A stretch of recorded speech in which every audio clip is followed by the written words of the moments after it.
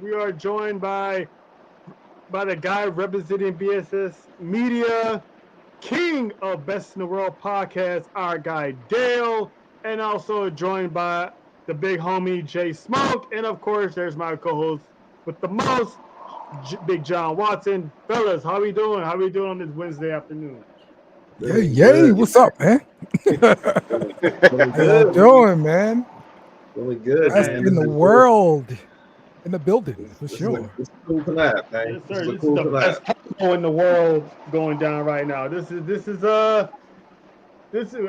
Who would have thought episode 3 we already doing big things. So hopefully this isn't the last of this collab because this is gonna be something special.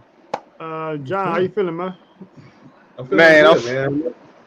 I'm feeling good, man. I can't wait. yeah, Well, I'm gonna say Jay, and John, I'm gonna say John because I forgot there's two Jonathans in here. So, Oh, wow. so Man, I know that was what they stood for. Smoke? I didn't know, man. Salute, man. Jay, yeah, salute. Salute. John, you know what I'm saying? It's always nice to meet another John. That's right. Hey, yo. Oh. That's what the hoes be saying. But anyway, all right, so Wrestle Dream came and passed. It was a good 5-hour extravaganza, and I'm not joking, it really was 5 hours. Excalibur actually said it. It was a 5-hour show. I was like, holy crap, this man wasn't lying. It was a 5-hour show. But it's a whole lot of nothing going in there. But what I will say is we got some pretty good storylines coming out of Wrestle Dream, and hopefully Tony Khan and AEW are good with these said storylines because it looking like the end of the year, beginning of 2025, is shaping up to be a good one. So hopefully the booking of this coming out of this is just as is more better than it was going in. But despite the storylines, I still got a lot of questions that need to be answered. But we'll take that as we go. So it was a 5-hour lineup, but I'm just gonna try to minimize this as small as possible. So I'm actually gonna start off with Hangman, the Battle of the Bullet Club, Hangman versus Switchblade. Yeah, So I'm gonna have Dale go first. Dale, what'd you think of this match, which was actually surprisingly won by Switchblade clean? right, exactly. That's the surprising part. You're kind of building Hangman. At least I thought you're building Hangman to challenge for the championship, right? And Jay White. Don't get me wrong. That's one of your guys too. He coming back from injury, but if he loses, I think it's fine. He can still go on and create havoc like he's been doing with the Bang Bang Gang and just do his thing. But how can you put Hangman in the title picture now? Yeah, I agree. I was surprised how Switchblade got that rope that crossroads, if you will, out of that buckshot. That was a good counter, but it seemed kind of weird that Hangman's supposed to be this monster of a heel on this big time heel run. So to see him take an L like that, coming off a victory over Swerve, it's like that doesn't make sense. And based off of what happened on Dynamite, I definitely don't understand why Jay White still got that dub. Jay, what you think about the match? Well, I'm gonna be honest with you. I thought it was a nice match. It was a real good match, and as far as the Switchblade coming back, I mean, he was on top of the world when he came in. When he got injured, I mean, what can you say? But honestly, I think it's a nice move. It's a win in the right direction for him, and you kind of want to make him that star. That's what I was getting when they brought him in. You want to make him that star. You can still put Hangman Page into that title picture. I'm looking at it like down the line, it might be another series of matches for us, like what he did with Swerve. That would be, honestly, that'd be my dream because those two guys are a hell of a performers. Nah, I It, agree. Yeah, I agree. They those two guys. They could be AEW's top stars if they were actually booked to be AEW's top stars. John, how did you feel about the match, man? Banger match. I mean, like I said, like we're seeing a streak with pro wrestling of just coming out the gate, just hitting with a home with hitting with bangers. I mean, we talk coming off Hell in a Cell with Punk and Drew McIntyre, but now you come off obviously everything that's been going on with Page and Swerve.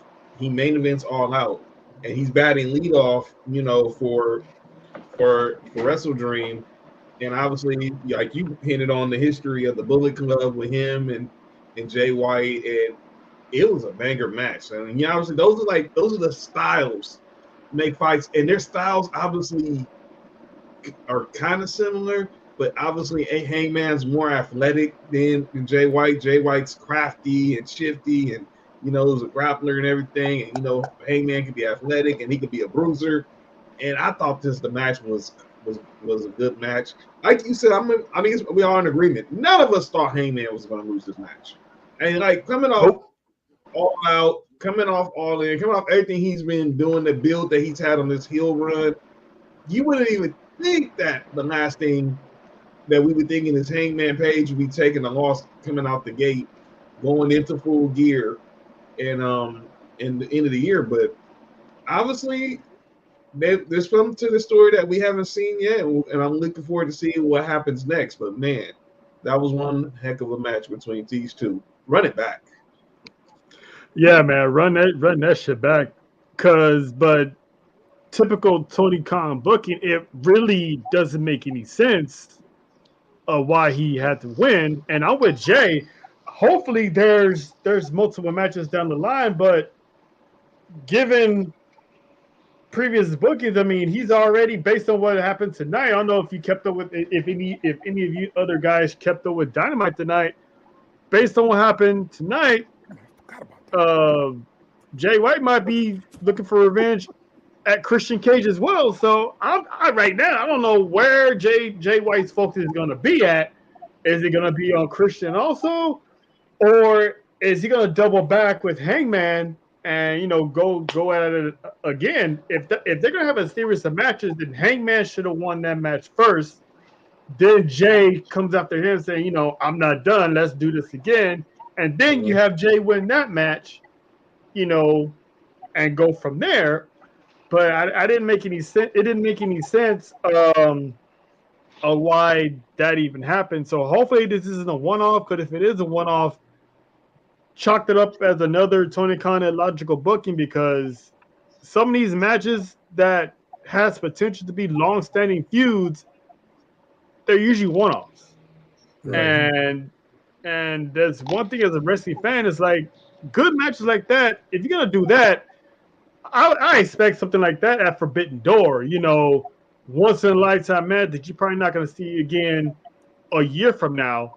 Not when the two is on the same roster and there's no series of matches coming out of that. That doesn't make any sense to me. But moving on, as John alluded to earlier, Swerve Strickland showed up in his home state of Washington to address some things, some business, as you will. I got a title back there, but Yeah, well, yeah. That is true. That is true. So true. Came out with Prince Nana. Actually, Prince Nana, which is, I found it fun. I don't know if you guys found it funny, but before he even introduced Swerve, he took the time to promote his coffee, which I'm like, come on. I'm like, come on, fam. We ain't got time for all that shit. We here to see Swerve. Tony Khan said it was okay, man. All right. Yeah, PrinceNanaCoffee.com. I'm like, all right, this dude here. Hey, man, once a hustler, always a hustler, Drew. That's right. And I ain't knocking it. I mean, you're looking at 4 hustlers right now on the screen, so I understand. I Sir. understand. So after he does his promo, Swerve comes out. I like the pyro that he has with his new, entrance per se. Right. Yeah. So I kind of like that he's getting that pyro, but in the back of my mind, I'm like, where was this when he was champion? But that's a different discussion for a different day. Mhm. So he's about to address, everything that's going on in his life and everything like that. And here comes MVP, Shelton Benjamin, trying to see what's up. I kind of thought it was cool how, Swerve was like, MVP is right. We did go way back. This is in the third. Prince Nana, yeah, he was the reason why I lost the championship, but it was for him. I never would have gotten in the first place. So Yeah. I was That's like, right. Yeah. I'm like, okay, he's actually weighing the pros and cons of everybody. And Mhm. then the funny part to me was, a few things that bugs me about Prince Nana. He's still selling, weed to people. I'm like, God, and Nana was like, oh, come on, dog. I was like, He said we the teenagers. yeah. I'm like, you just gonna put the man business out there on Front Street? I'm like, oh man, you gotta be kidding me. But so I'm like, I'm looking at the segment play out. I'm like, nah, he ain't going with them. I don't know. Something's telling me he's not. But then when he's like, the one thing I will say about you, Nana, is you family, and I don't turn my back on family for anything. I'm like, man, show you right. So I was expecting Bobby Lashley to come out, so I was kind of a little bit disappointed that didn't happen. Okay. Dale, I'm gonna start with you. What did you think of that whole segment? Because I thought it was pretty good. Yeah. He kept us on the edge. They're thinking he was going to turn on Nana and roll with MVP, but he stuck with Nana. So I love to see that, of course. Um, yeah, I was surprised we didn't get to see at least another part of the Hurt Business, or at least string this along until like another pay-per-view, Mm-hmm. and have Swerve turn on the Hurt Business and be like, Nana's my boy, and I can't turn my back on him or whatever. And Mm-hmm. then also introduce Lashley, and boom, this is the full Hurt Business. We didn't want you in the Hurt Business or whatever. We were just setting you up so Lashley could eat you or whatever. And Yeah. set it up like that. I don't know. Jay, what you thought about it, man? How you feel about that segment? Man, again, nice promo work from Swerve, man. Like Mhm. he's really captivating, the audience. Like he's really showing how much he's grown since his post WWE days. Oh yeah. And man, I ain't gonna lie, I'm with Dale. I was expecting Bobby Lashley, man. I was expecting the God, but I heard he got, they pushed it back for some other reason. I don't know. Maybe they might go with what Dell, was just saying, for as, they're gonna keep on going with the promos back and forth, trying to get him. But what I see out of this is gonna be a match with him and Shelton Benjamin, and then of course he's gonna squash Benjamin. I hate to say it, but Bobby's gonna wind up coming out there and showing why he's that natural leader. Mhm. Mm-hmm. That's true. That's true. John, what you think, fella? Oh, fun segment, man. Obviously, first off, for the culture, hashtag for the culture. But then just the Yes. whole talk about everything, seeing Swerve in his hometown, and obviously he has a history with MVP. He has history with Shelton from obviously indie scene, WWE. Um, um, but yeah, I was kind of bummed we didn't see Bobby, but then when I saw what it was, because obviously we're going to allude to what happened in the main event later on during the show. They didn't want to have got two hometown sons catching massive beatdowns or murders in front of the hometown crowd. Well, I get what they did. I did want to see Bobby, and then obviously they said Bobby hasn't been around yet, but he will be arriving in weeks. So we'll see what keeps us going. But yeah, like Smoke was saying, yeah, I think him and Shelton, that's gonna be a banger match. Because obviously, I love me some Shelton Benjamin. Dude. The dude's pretty much reminded me one of the most gifted men to ever step foot in the ring, and yes, I I agree. think he's gonna put on the show. He's gonna put on the show with Swerve.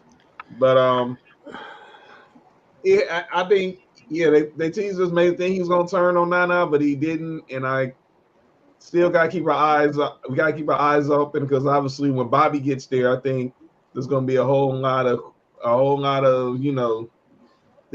questioning and eyebrow raising to see what's gonna happen.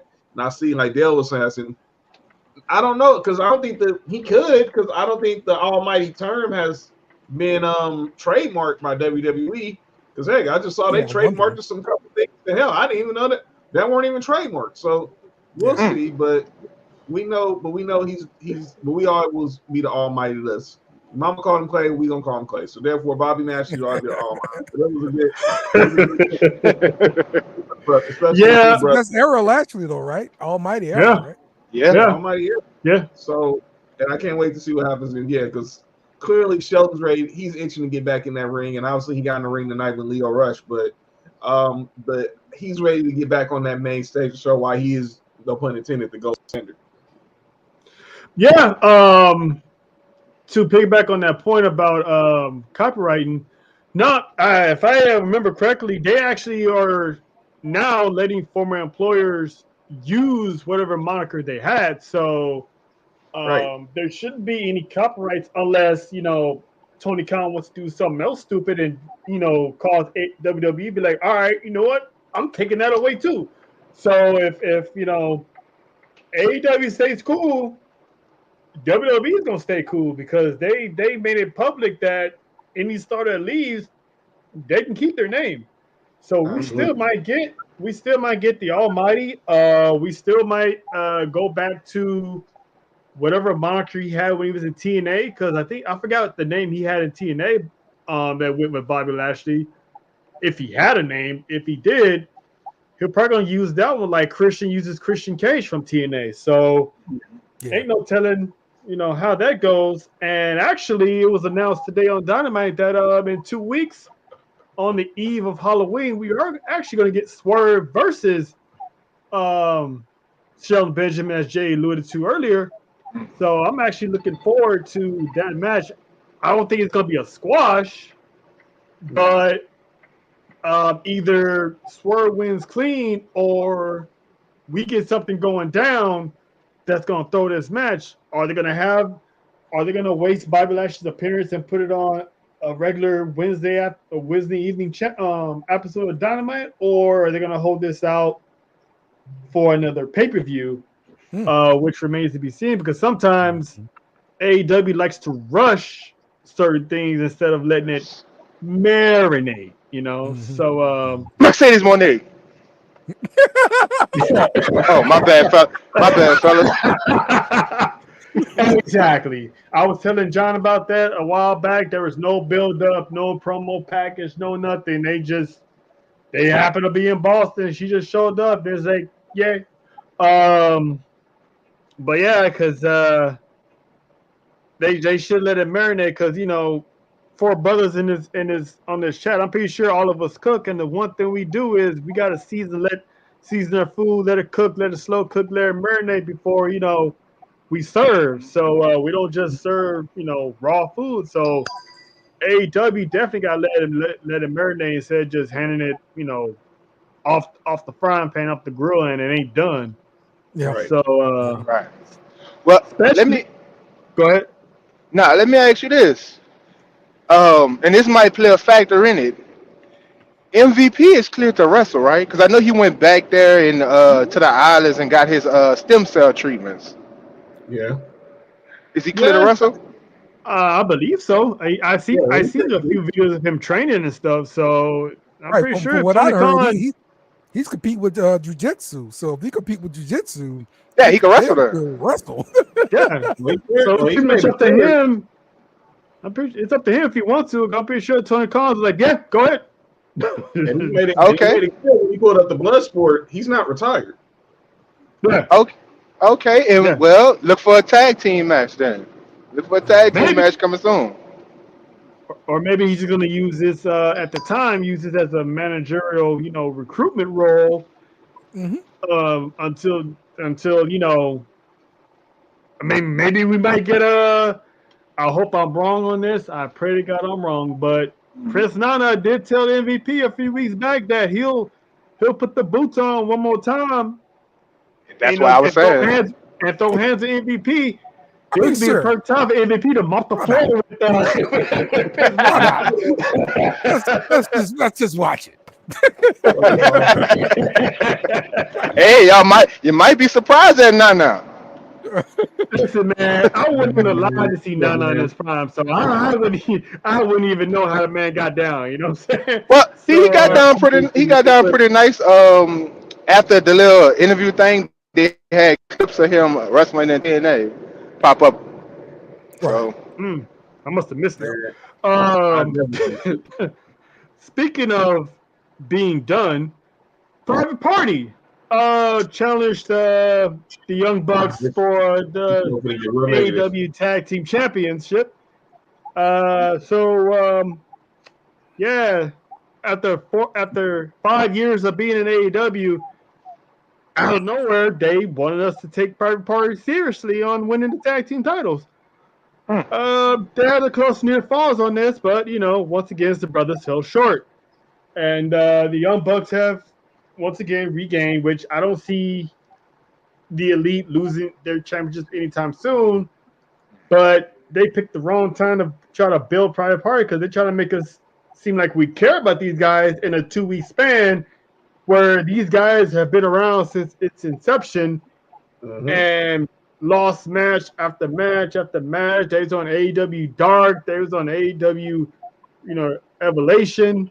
They was, doing these side shows, side quests, and were barely on TV. They was in a group with Matt Hardy that, did nothing for them. And half the time Mark Quinn was out and Zaya was on his own most of the time. Right. The reason why I'm even bringing this match up because they're a part of my calling out names later. Okay. So that's why I even mentioned them. So, Dale, if you got any opinions on this match, what'd you think? Yeah, I mean, look, they look good as far as the tag team. They have come a long way with the ring work and everything like that. I think the thing's a lot more smooth. Yeah, but you're right. They built them up. They gave us this 5-year story kind of thing, and then they just squashed them pretty much. In my opinion, there was never any doubt. They just pulled this match out the blue, and that's how they built it up with the whole 5-year thing. But yeah, they're not doing anything with Private Party to move them forward in the card. It's kind of hard to look at the tag team division as a whole and look at it and see what tag teams are they moving forward like this, because I don't really see it anymore now. Yeah, I agree. Jay, what you think? Yeah, I'm with y'all with that. Like, I know we talked about it once before. Private Party, they were the group that I was looking for to have multiple tag team reigns. Mainly because they mirror one of my favorite tag teams in WWE, and I thought that was what they was trying to do. But you can't just pull these dudes out the mud and expect people to just be like, oh yeah, let's root for them. Like, you can't do that. Tony Khan really have to work, especially with that tag team division, man. Because at one point in time, I was excited about the whole tag team division with AEW. Like, I was excited, but it's, long as the Bucks, and I think it's really the Bucks. I get they're trying to do this like this corporate type of takeover situation, but it's not playing out right. It's time to abandon ship and build your tag team division up. And if you ask me, Private Party has the ability to do that. Mhm. Yeah. And before I get to John, you know why we was so excited of AEW's tag team division in the beginning? Because WWE was doing diddly squat with theirs. Right. Yep. So Right. and now that that's up and going, now we're looking at AEW like, Mhm. oh, and some people are acting like this is brand new. This has been going on since the beginning, but we didn't care because it was different because Vince was running WWE to the ground. But Right. John, what did Yep. you make of this um, beat down Hey, of hey, Private Sophie. Party? Hey, Sophie. Oh boy, man, dude, I hate that we having this discussion because it was a good match, man. Yeah, it, it was, was. it was a Yeah. real good. It was a real good match. And But that's never a honestly, problem in AEW. no, Yeah, these right. these are real good dudes, man. These are real good dudes. I mean, look, I'm not trying to do the IW thing where I'm just gonna do the black thing. No, man, these are real good dudes, man. I don't think Matt Hardy's taking dudes like that under his wing just for the heck of it, Right. man. Right. Come on, they got co-signed one of the greatest tag team wrestlers of the generation. Both of Mhm. them. That was weak, man. I'm sorry. What I like, it was weak. I wanted that moment for Private Party. Look, I felt for Zay because I know those tears were genuine, dog. I know them tears were genuine. They've Yeah. been waiting for this moment their entire stay in AEW, man. And the cord just got, and the cart rug just got yanked under their feet. I get the Young Bucks run our EVPs off camera. I get they're one of the best tag teams, and I get they're like the standard of the tag team division since AEW's inception. But man, we gotta. I mean, they really dropped the ball on this one. It was a banger match. They left it all out there. And I Yeah. really don't know what's next, man. I really don't know because you don't want to go back to like going back to FTR. Obviously, you seeing like Trail's been talking about how they've been building up the tag team division. I'm not really. I don't get with the '80s looking dudes. I forget brain crapping. You know Blade what I'm Runners. saying? Outlanders. Yeah, Blade Outlanders. Runners. the Outrunners. But Yeah, Yeah. Outlanders. Yeah.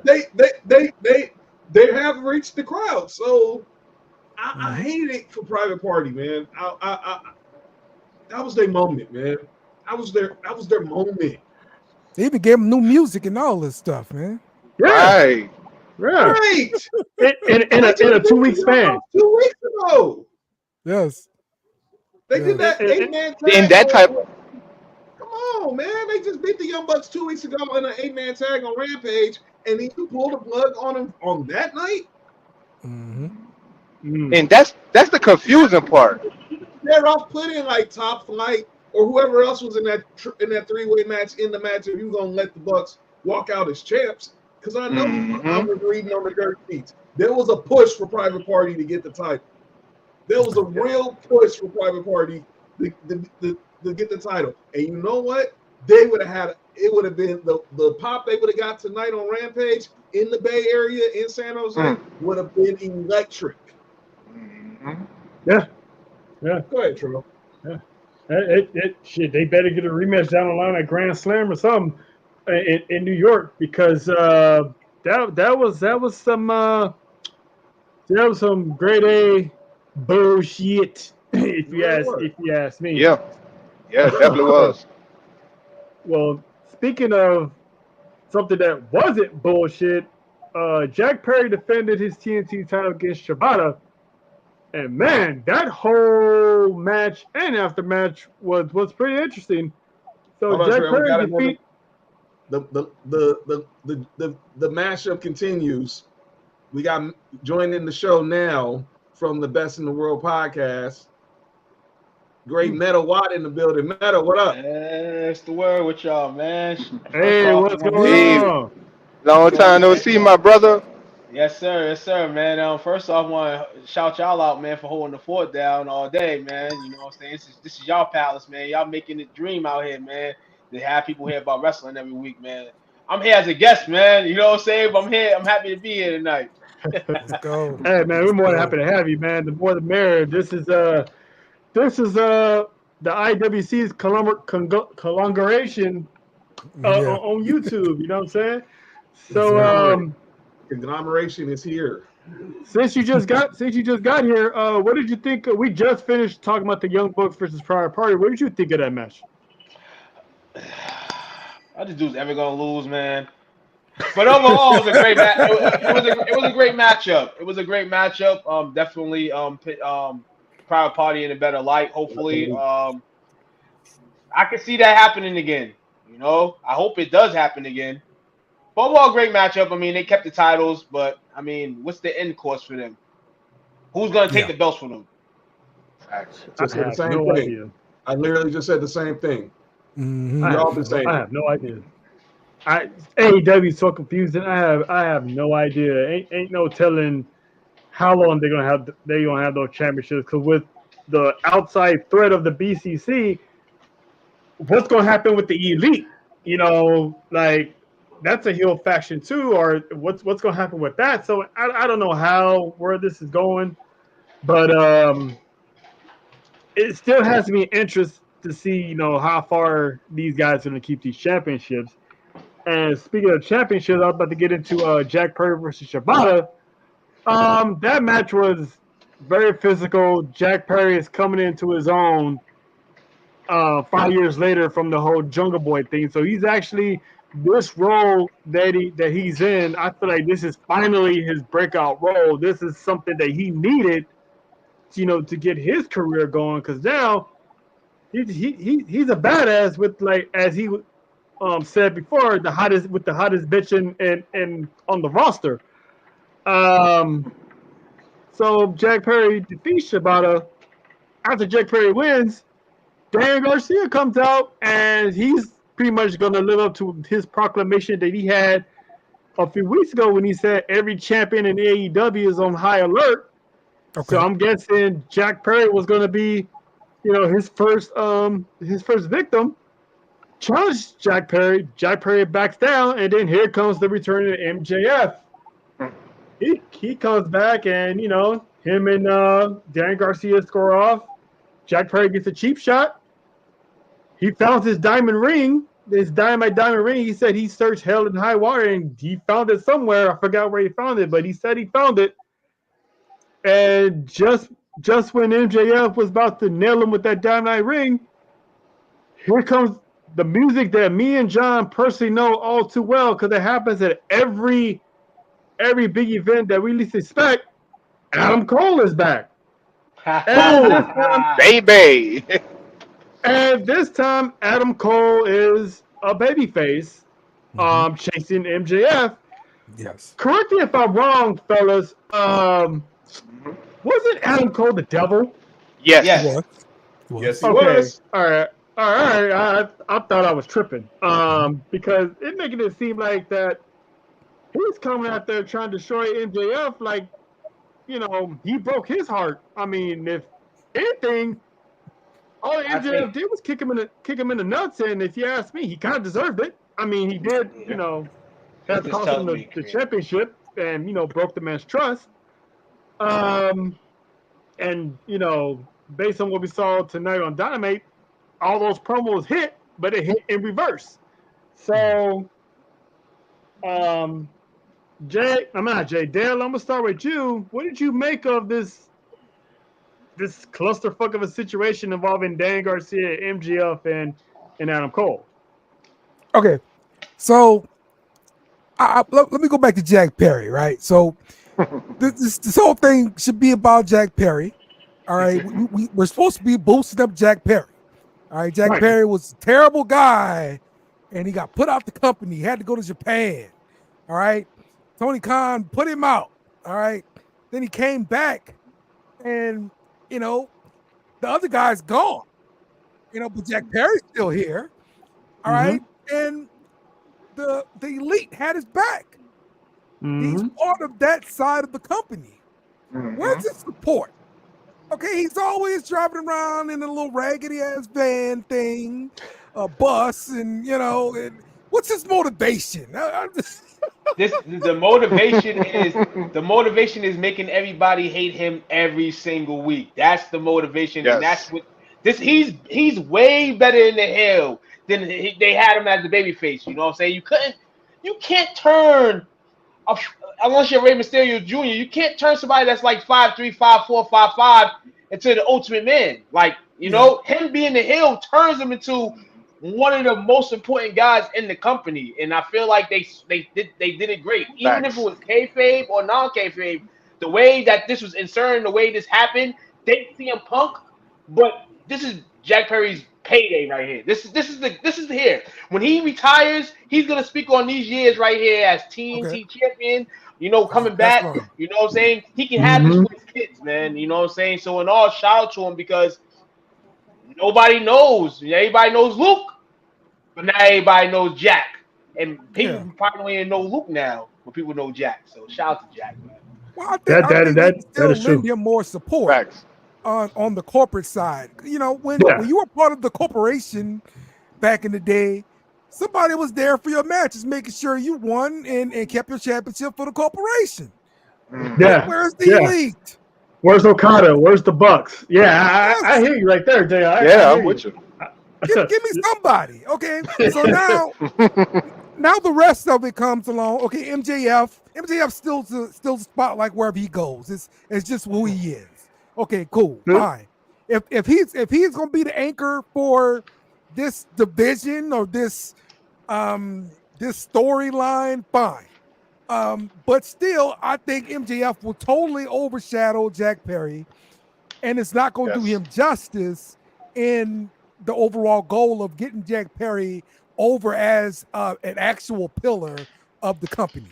MJF is still the only actual pillar. Why not? Why you say that? There's room for a lot of people in the company to be be the umbrella. You not get wet. You know what I'm saying? Jack Perry is one of the new ones, but MJF is he's solid. He's solidified. I don't think we should even have MJF in this conversation because we know that even when he comes back from injury or whatever he came back from, we know he's gonna have that same buzz. Yeah, but I'm just saying I want Jack Perry to be solidified just like MJF is. And if you keep putting MJF with him, MJF is going to keep overshadowing him. We did this already. Oh, no. Right? We've done this already, and it's happened every time we've done it.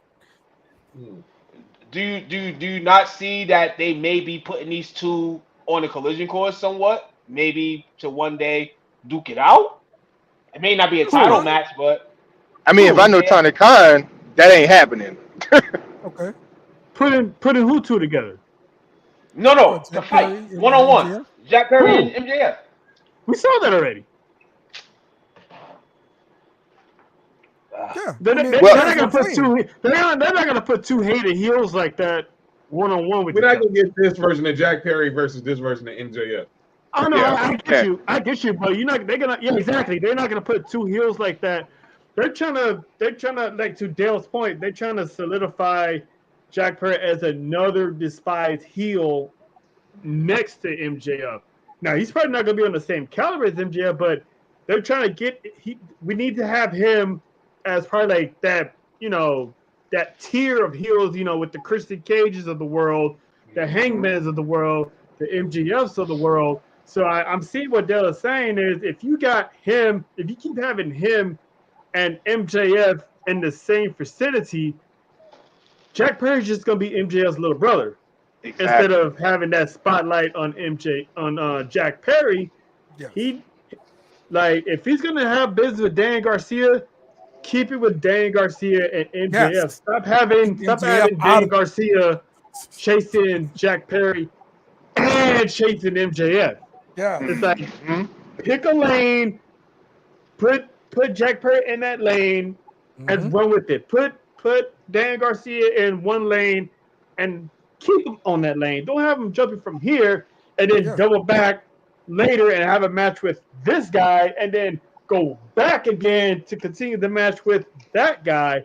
So I see what that. I think if I'm not mistaken, that's what Dale's trying to say is you got Daniel Garcia stuck at a divider. It's like, okay, bro, which way are you gonna go? Are you gonna go back to MJF or are you gonna go with, Jack Perry? Bro, So it looks like he's gonna go to Jack Perry, and MJF is gonna be dealing with Adam Cole. So Yes. hopefully, Wrestle Dream kind of solved that problem. So now Yes. Jack Perry can do what he got to do, and and yeah, so I forth. think Wrestle Dream did that for real. They did that. I Yeah. agree with you. I agree that they did that when MJF came in the ring and was kind of like, this beef ain't over, and you damn sure ain't going for no title run. Look at you, man. If anybody going for a title run, it's me. and even though he might not fight that, but that's how he came in the ring, and I like that. You know what I'm saying? Me, Daniel Garcia, when he came in, I'm like, all right, maybe.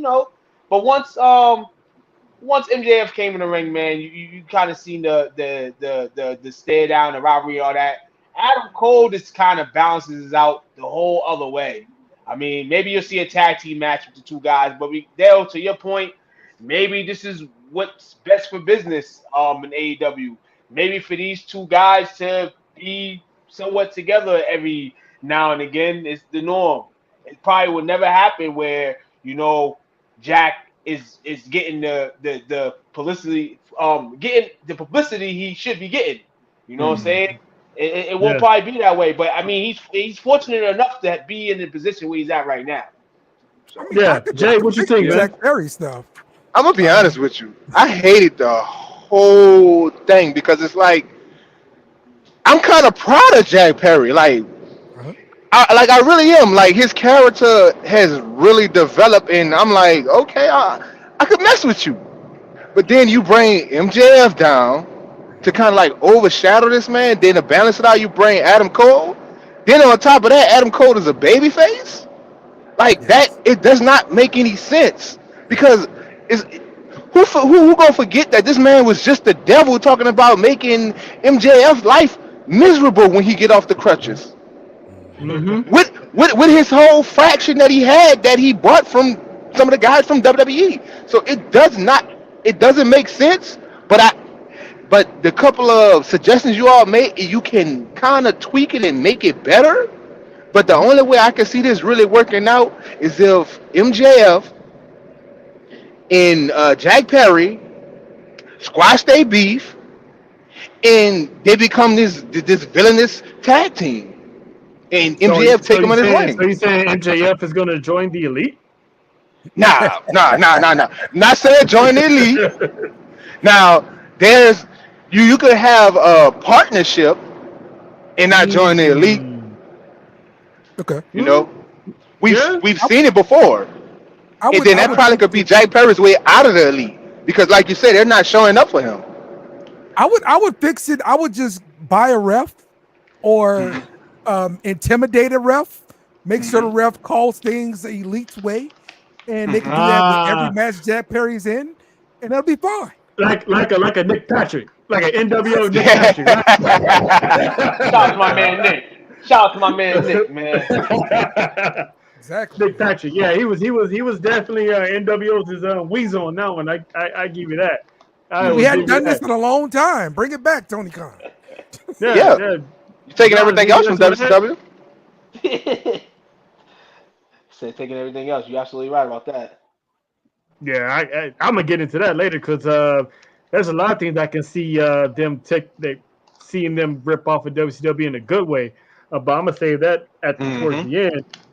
John, anything else you want to add about this Dan Garcia thing before we move on? All right. So, props again to Jack Perry. He should be, as Dale's saying, we should be talking about him more because he has put in that work since the whole best in the world situation. No pun intended. Pun intended. So we know he went to Japan. He finally found himself. I always talk about this with wrestling and storytelling and title runs.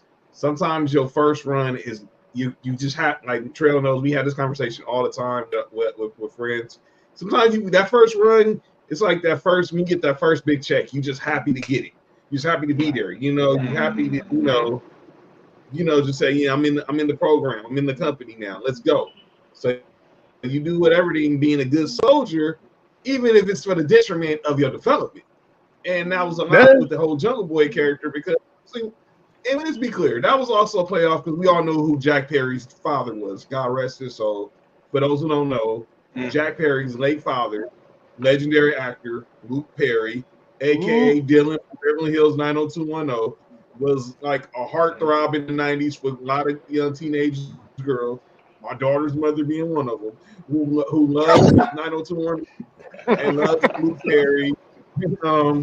So they tried to play that off Jack Perry, but it didn't work because obviously, having to come out with the loincloth and all that. And I mean, no, man, look what this dude is doing, man.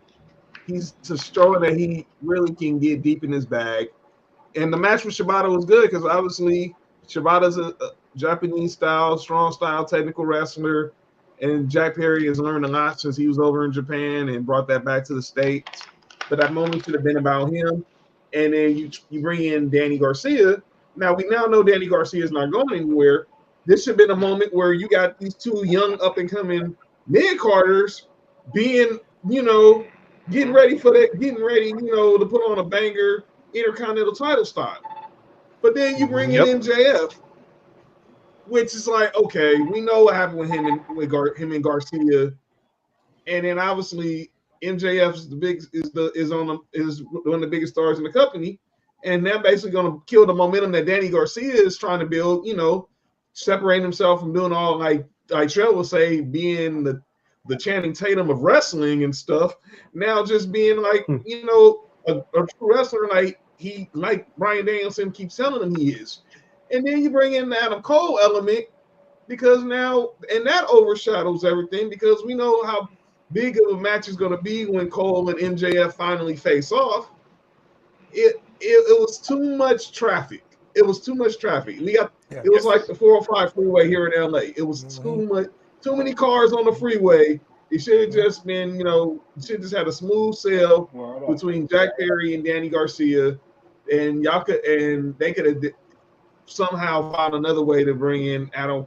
I don't know any other way to bring in Cole and MJF. That's easy. That's easy. Have MJF come out on Dynamite and cut a promo, and boom, there's Adam Cole.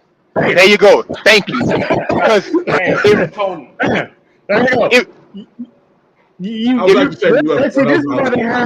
This is why they have these 5 hour pay-per-views. They're mixing Dynamite and Ring of Honor with a pay-per-view show and putting it all together, and you get 5 hours of a show with probably like what, an hour, 2 hours of BS that don't even need to be on there in the first place. And I got one more thing. My daughter's mom was watching. She wants to say something, but she's a little shy about it. What the heck does this do with Wardlow? Wardlow?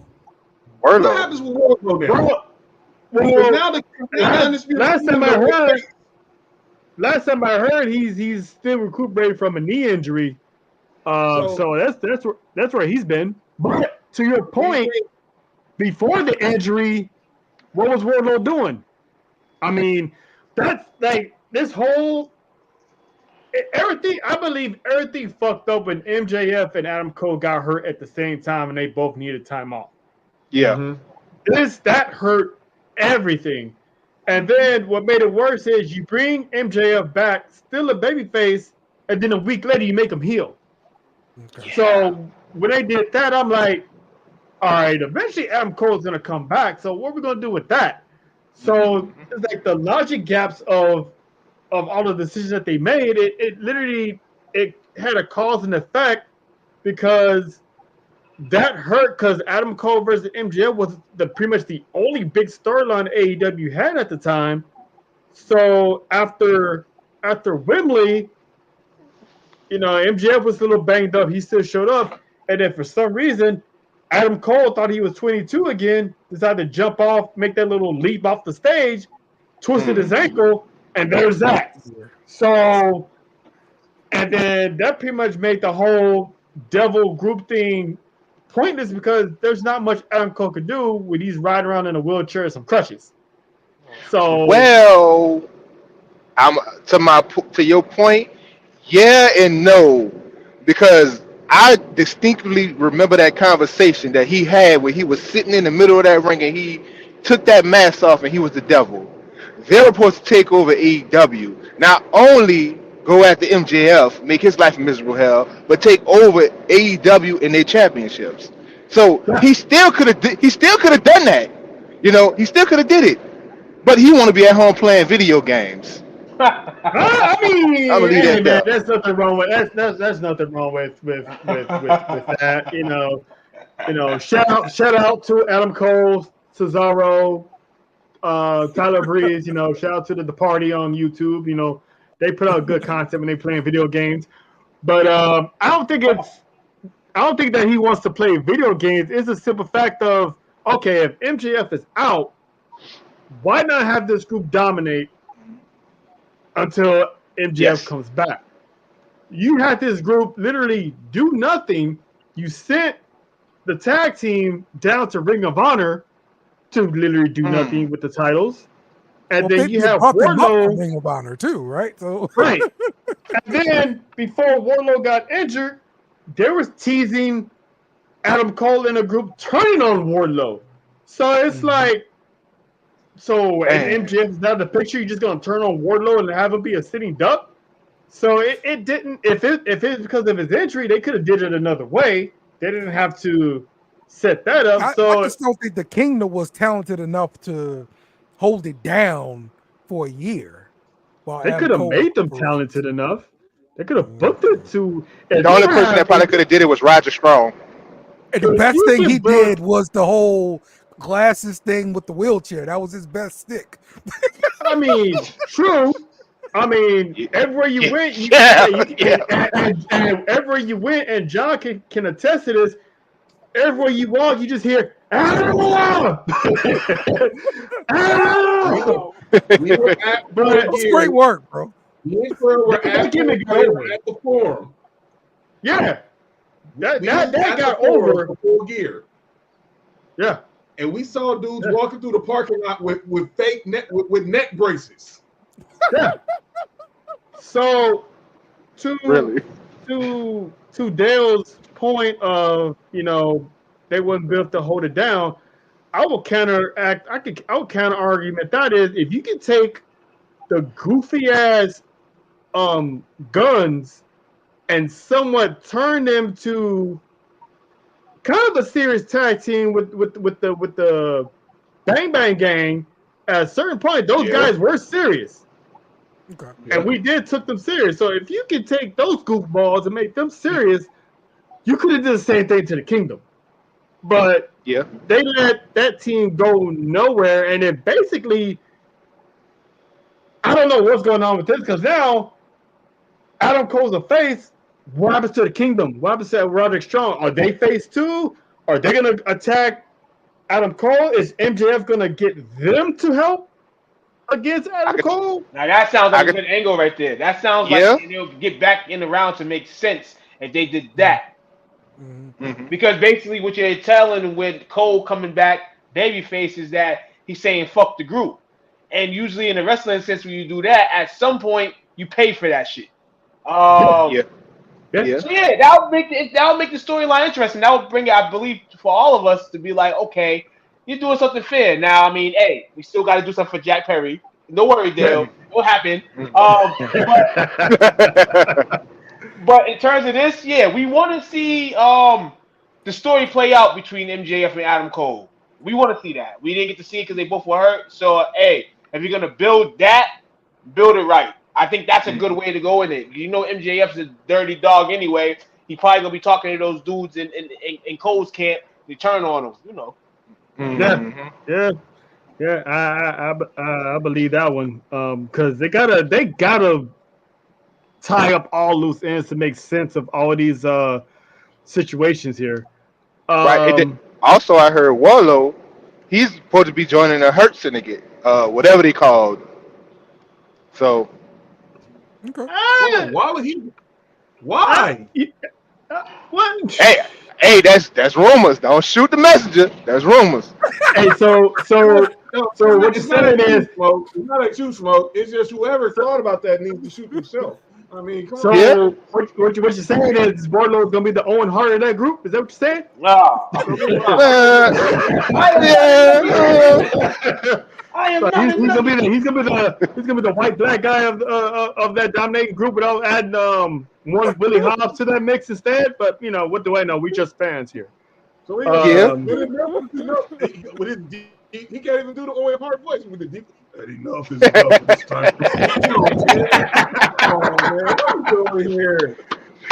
Oh Lord. if they're gonna bring Bring Wardlow it back, back. that dude needs. Come If they're gonna on, bring man. Wardlow back, that dude needs to roll solo and be that monster that Yes. Goldberg figure that they was trying to build him to be and failed at. Stick Me to and Trump that. said it. Have him go on his own. He should be champion by now. Yes. Me and Yeah. Trump said it when the rumors were swirling about Goldberg probably considering AEW. We said that was the one person they need to put him with. We said it like it was like me and Trey was sitting at work one day. It was like, all right, Goldberg comes in, let him be a mentor to a certain wrestler, and we didn't even have to look at each other. We just knew on the mind. Wardlow, come on, man. We Yeah. can hire us at John Watson 0984, at Money_Ice, at Little Dice 504, at J Smoke, at Metal Watt. Hire us. We Yes. got creative for you. hire us all. Yes. Real talk. We will help you represent the black talent. We will help you book the black talent. You know what I'm saying? Yeah, Because Definitely. y'all don't know what y'all doing. Nobody else Y'all don't know what y'all does doing at that all. apparently. But yeah, like I said, I get to that later because I got a lot to say about that. And speaking of black representation, I'd like to dedicate this next segment to my friend Dale here. Mariah May defending her AEW championship against Willow Nightingale. Unfortunately, on primetime television, with the lights are on bright, Miss Nightingale met her downfall to Mariah May. Since this is Mariah May's #1 fan, Dale, what did you think of this match here and the outcome? I don't think the outcome was ever in any doubt. We know they put this match together at the last minute because of the injury or illness to Britt Baker. But you got to let the champ shine, and Mariah May did what she does. She come out there and she shines. She looked good doing it. Nigel speaks the truth. Okay, when he's talking about how good she looks. Okay, the man speaks the truth. Y'all need to listen. I mean, the one of the few times he don't lie. Yeah, exactly. Yeah. But yeah, I'm looking forward to when they actually get back to her and versus Britt Baker to see how they're gonna work this thing out and make it interesting. So I mean, we want to wait for that because if we're talking about Tony Khan and what he's gonna do, eventually what he's gonna do. He's gonna put the strap up on Britt. So let this ride out for a little bit. Let Mariah have her shine. Build it up as much as you can. For some time, so this pretty lady here can keep her championship belt. We don't want a case where she's only the champion for 127 days. We would hope that they give her at least 150 to 180. Maybe we'll see. But yeah, I wouldn't hold your breath. Yeah. At all. yeah. Oh, yep. So therefore it goes. She's at 51 days right now, plus at the champion. Under 100 days. I mean, yeah, because eventually Tony Storm's going to come back to the States. Yeah. Number one rate. Hold on, and that's the number one rated ladies wrestler. According to There's a lot of people that could have made that list if they were properly booked, but different story for a different time, if you ask me. Definitely. Oh yeah, Nina coming back too now. That list alone is a series of shows. I'm not even going there because obviously there's not a bias in that list. But go ahead, Trey. Not a lot of bias. There's a lot. That's another woman I can think of that's not even on that list that should be on that list if she was actually in the spotlight. But there's a certain goddess in Ring of Honor that eclipsed. Thank you. Boy Joe's record, but thank you. I want to know the story, bro. Why is she being held to Ring of Honor only? Why? Oh, I'm gonna get to that. Well, Oh, trust me. Oh, trust and believe. My call out names is gonna be a big one because this is something that's been kind of irritated me ever since the MVP opened up his mouth. So Yeah. I Yeah. I, I I will get to that at the end of the show. Um, Okay. Jay, what did you think about the Mariah May Willow situation? I mean, it's not really much to say because it just known she was gonna lose. I always hope for people that I follow with Willow. I follow her for Indies, but you know it's not gonna happen. And honestly, I see Tony Tony Storm coming back and maybe getting her title back, and then Britt could take it off of her. But on the other hand, with Britt, she served up some divorce papers, so I'm guessing that's why she really wasn't in the mix. You know, I don't know if y'all What? heard. Divorce papers. They were never Yeah. married. They were never married. They're never married. There was some type of papers. They had like a little issue going on, like a court issue. Oh, I don't know. Oh, But they were never married. Like far as I knew, they were dating, but they never. Right. So her, sure you're her not talking about and Cole not Mercedes? longer together? That's You sure you're not- that's what I seen you on the not talking about report. Mercedes? No, Mercedes did that a while ago. She let that makeup artist go. But yeah. Hey, don't See, If call him out, man. correct me if I'm He wrong. was Come a on. streamsist. He wasn't a makeup artist. Don't do him like that, man. Man, that's part. Okay, cosmetologist. No, They deal with they deal with hair. No, hear me out. Hear me out. A cosmetologist, they deal with hair, right? They're supposed to primarily deal with hair.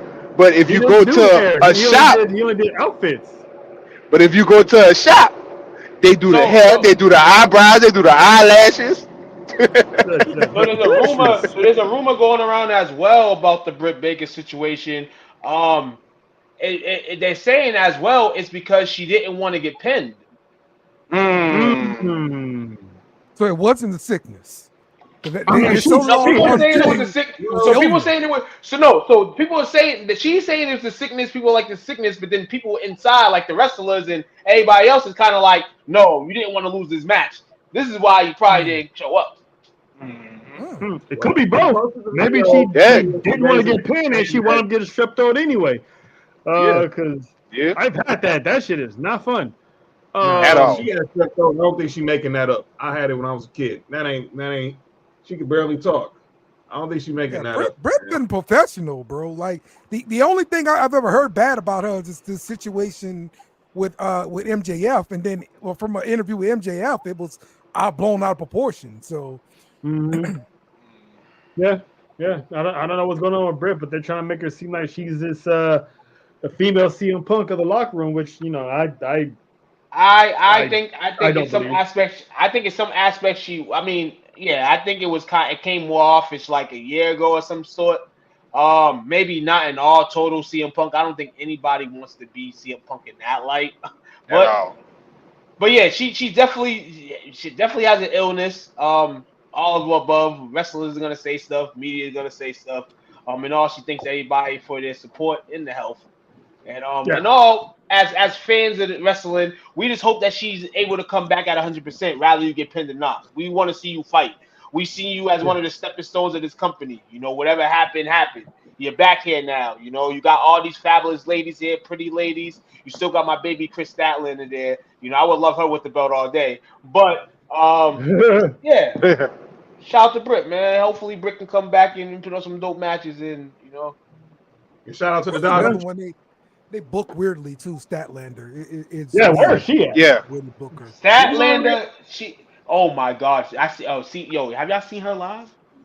She was. Was that other? Yes. We saw her live. We saw her in full gear. I seen her about 3 times this year just in Boston, man. Listen here. Mhm.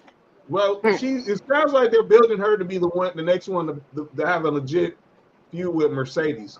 She keep having these run-ins with her and Camille, and obviously she wants the TBS title back. But obviously we'll get to that because I think Trell got something to say about Mercedes and calling out names as well. I'll say mine before Trell goes to somebody else. She's a part of it by name, yes. Yes. By ethnicity, she's a part of it, yes. Yeah. Okay. So I'll say my thoughts and then I'll let Trell go back to the panel.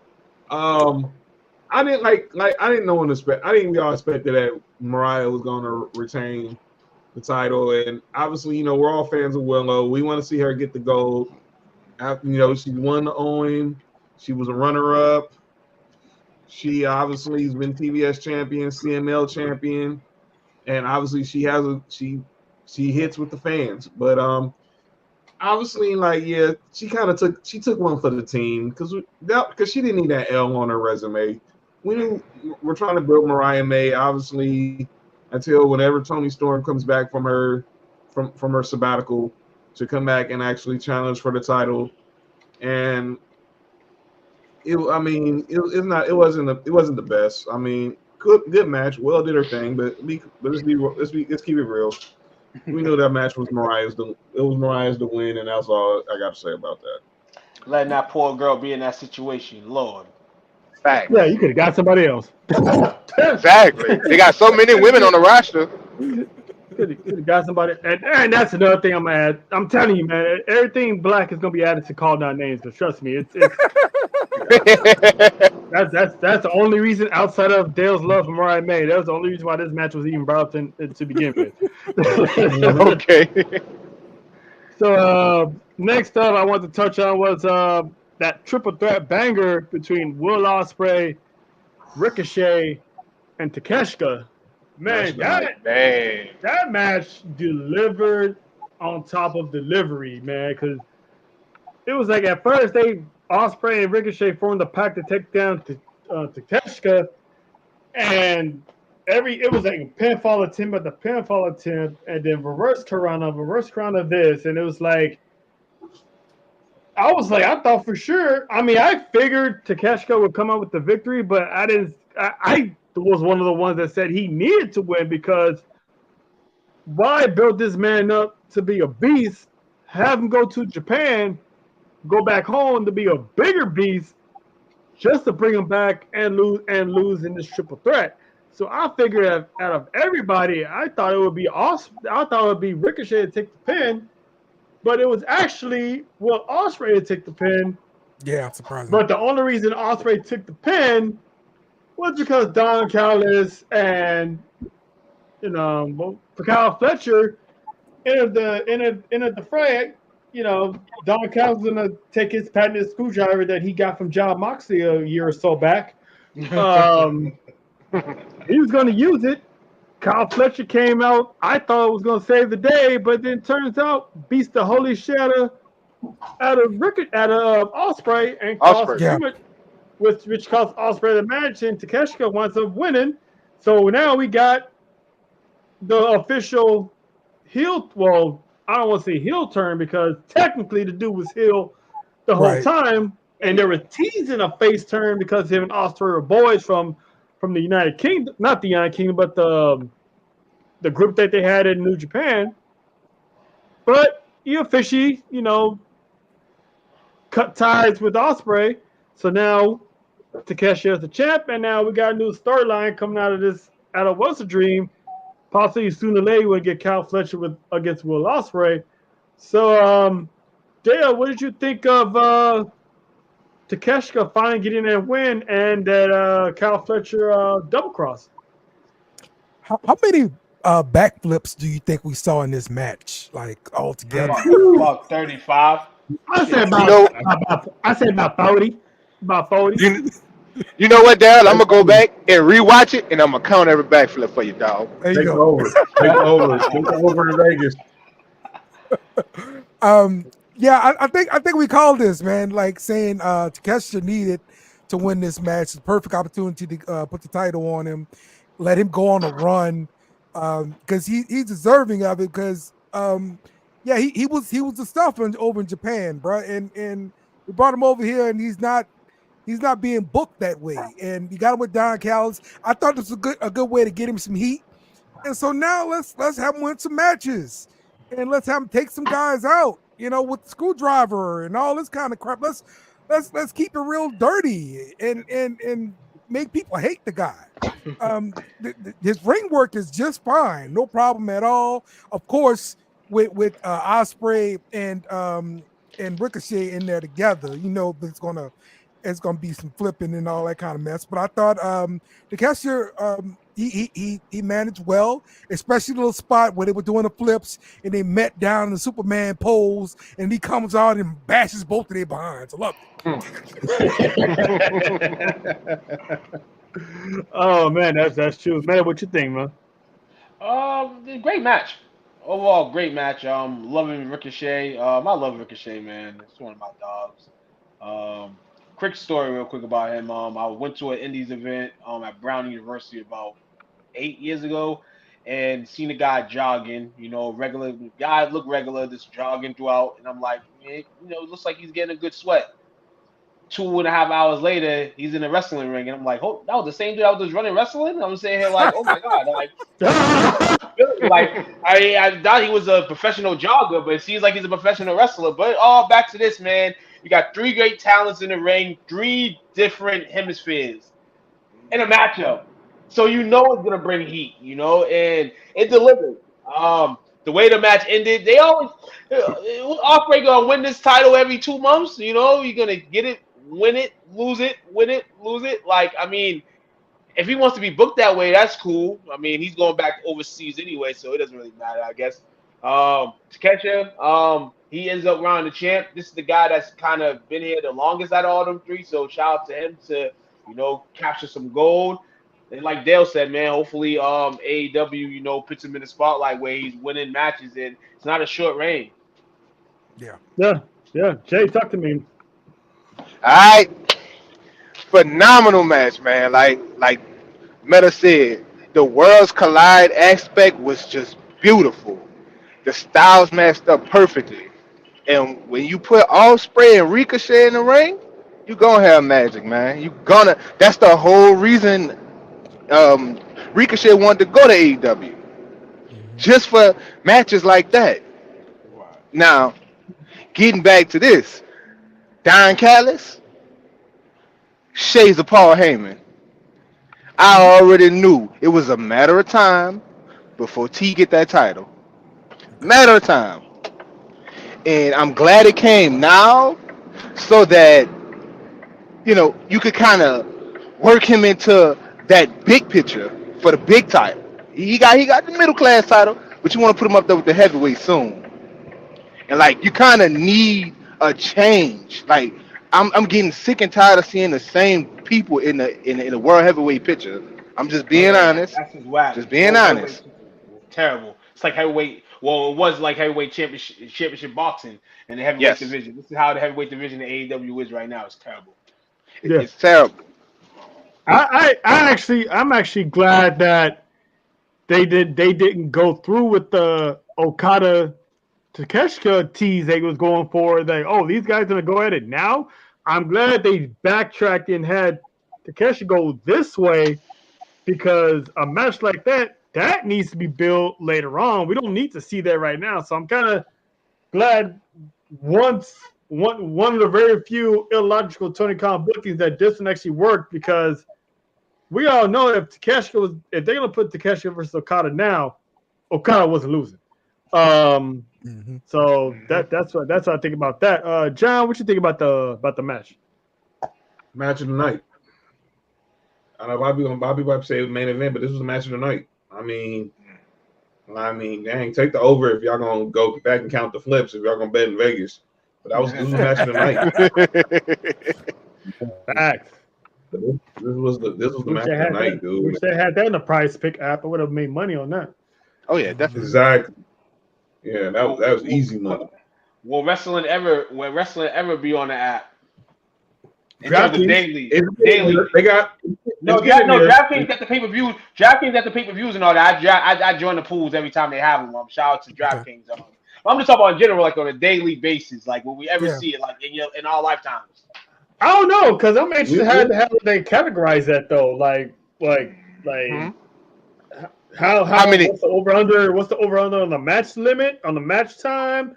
Right. Stuff how like many that. pinfalls, How how many many appearances they make on TV? Like how would they do that? You know, like I'm actually interested on Yeah, that as it have to well. be props like that. That's what It it had to have be to be. props. It had to be straight props. Like who's gonna come in and interfere That's it. tonight? Dirty Dom or Carlito? Yeah. Something. You know what I'm saying? something like that. Yeah. Who gonna get the Yeah, first it'll be first all fun. pinfall? You know. Well, of It'll course, be all it's fun. going to be limited. It's going to be maximum amounts because it's scripted and somebody has the answer somewhere. So, Yep.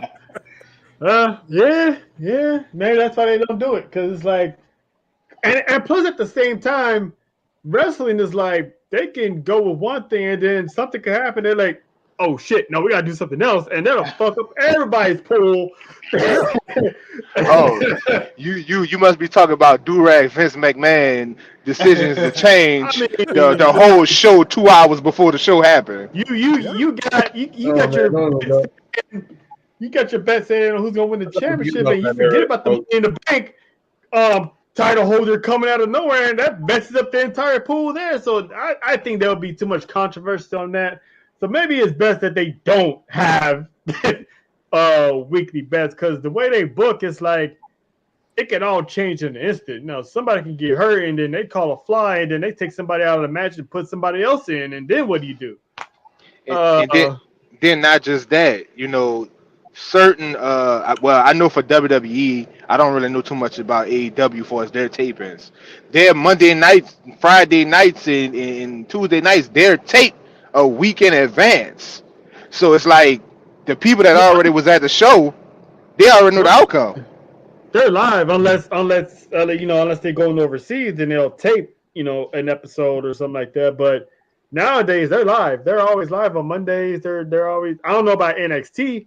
I don't know if NXT. I'm pretty sure NXT is probably the only one that's taped. But You for sure sure, because They do you both. sure Yeah, Sometimes because and sometimes they don't. I I done seen some clips pop up like back when the Roman and Jey Uso beef was popping. I done seen some clips pop up on a Tuesday for the results that was gonna happen on a Friday.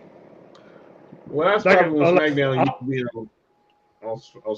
just before SmackDown went live, before they went to Fox. That's probably then when they used to do the they used when to they do was they filmed it live on a Tuesday and then they'll play it on Friday. That stops the day in Los Angeles on October, I think 5th or 4th when they had SmackDown Live.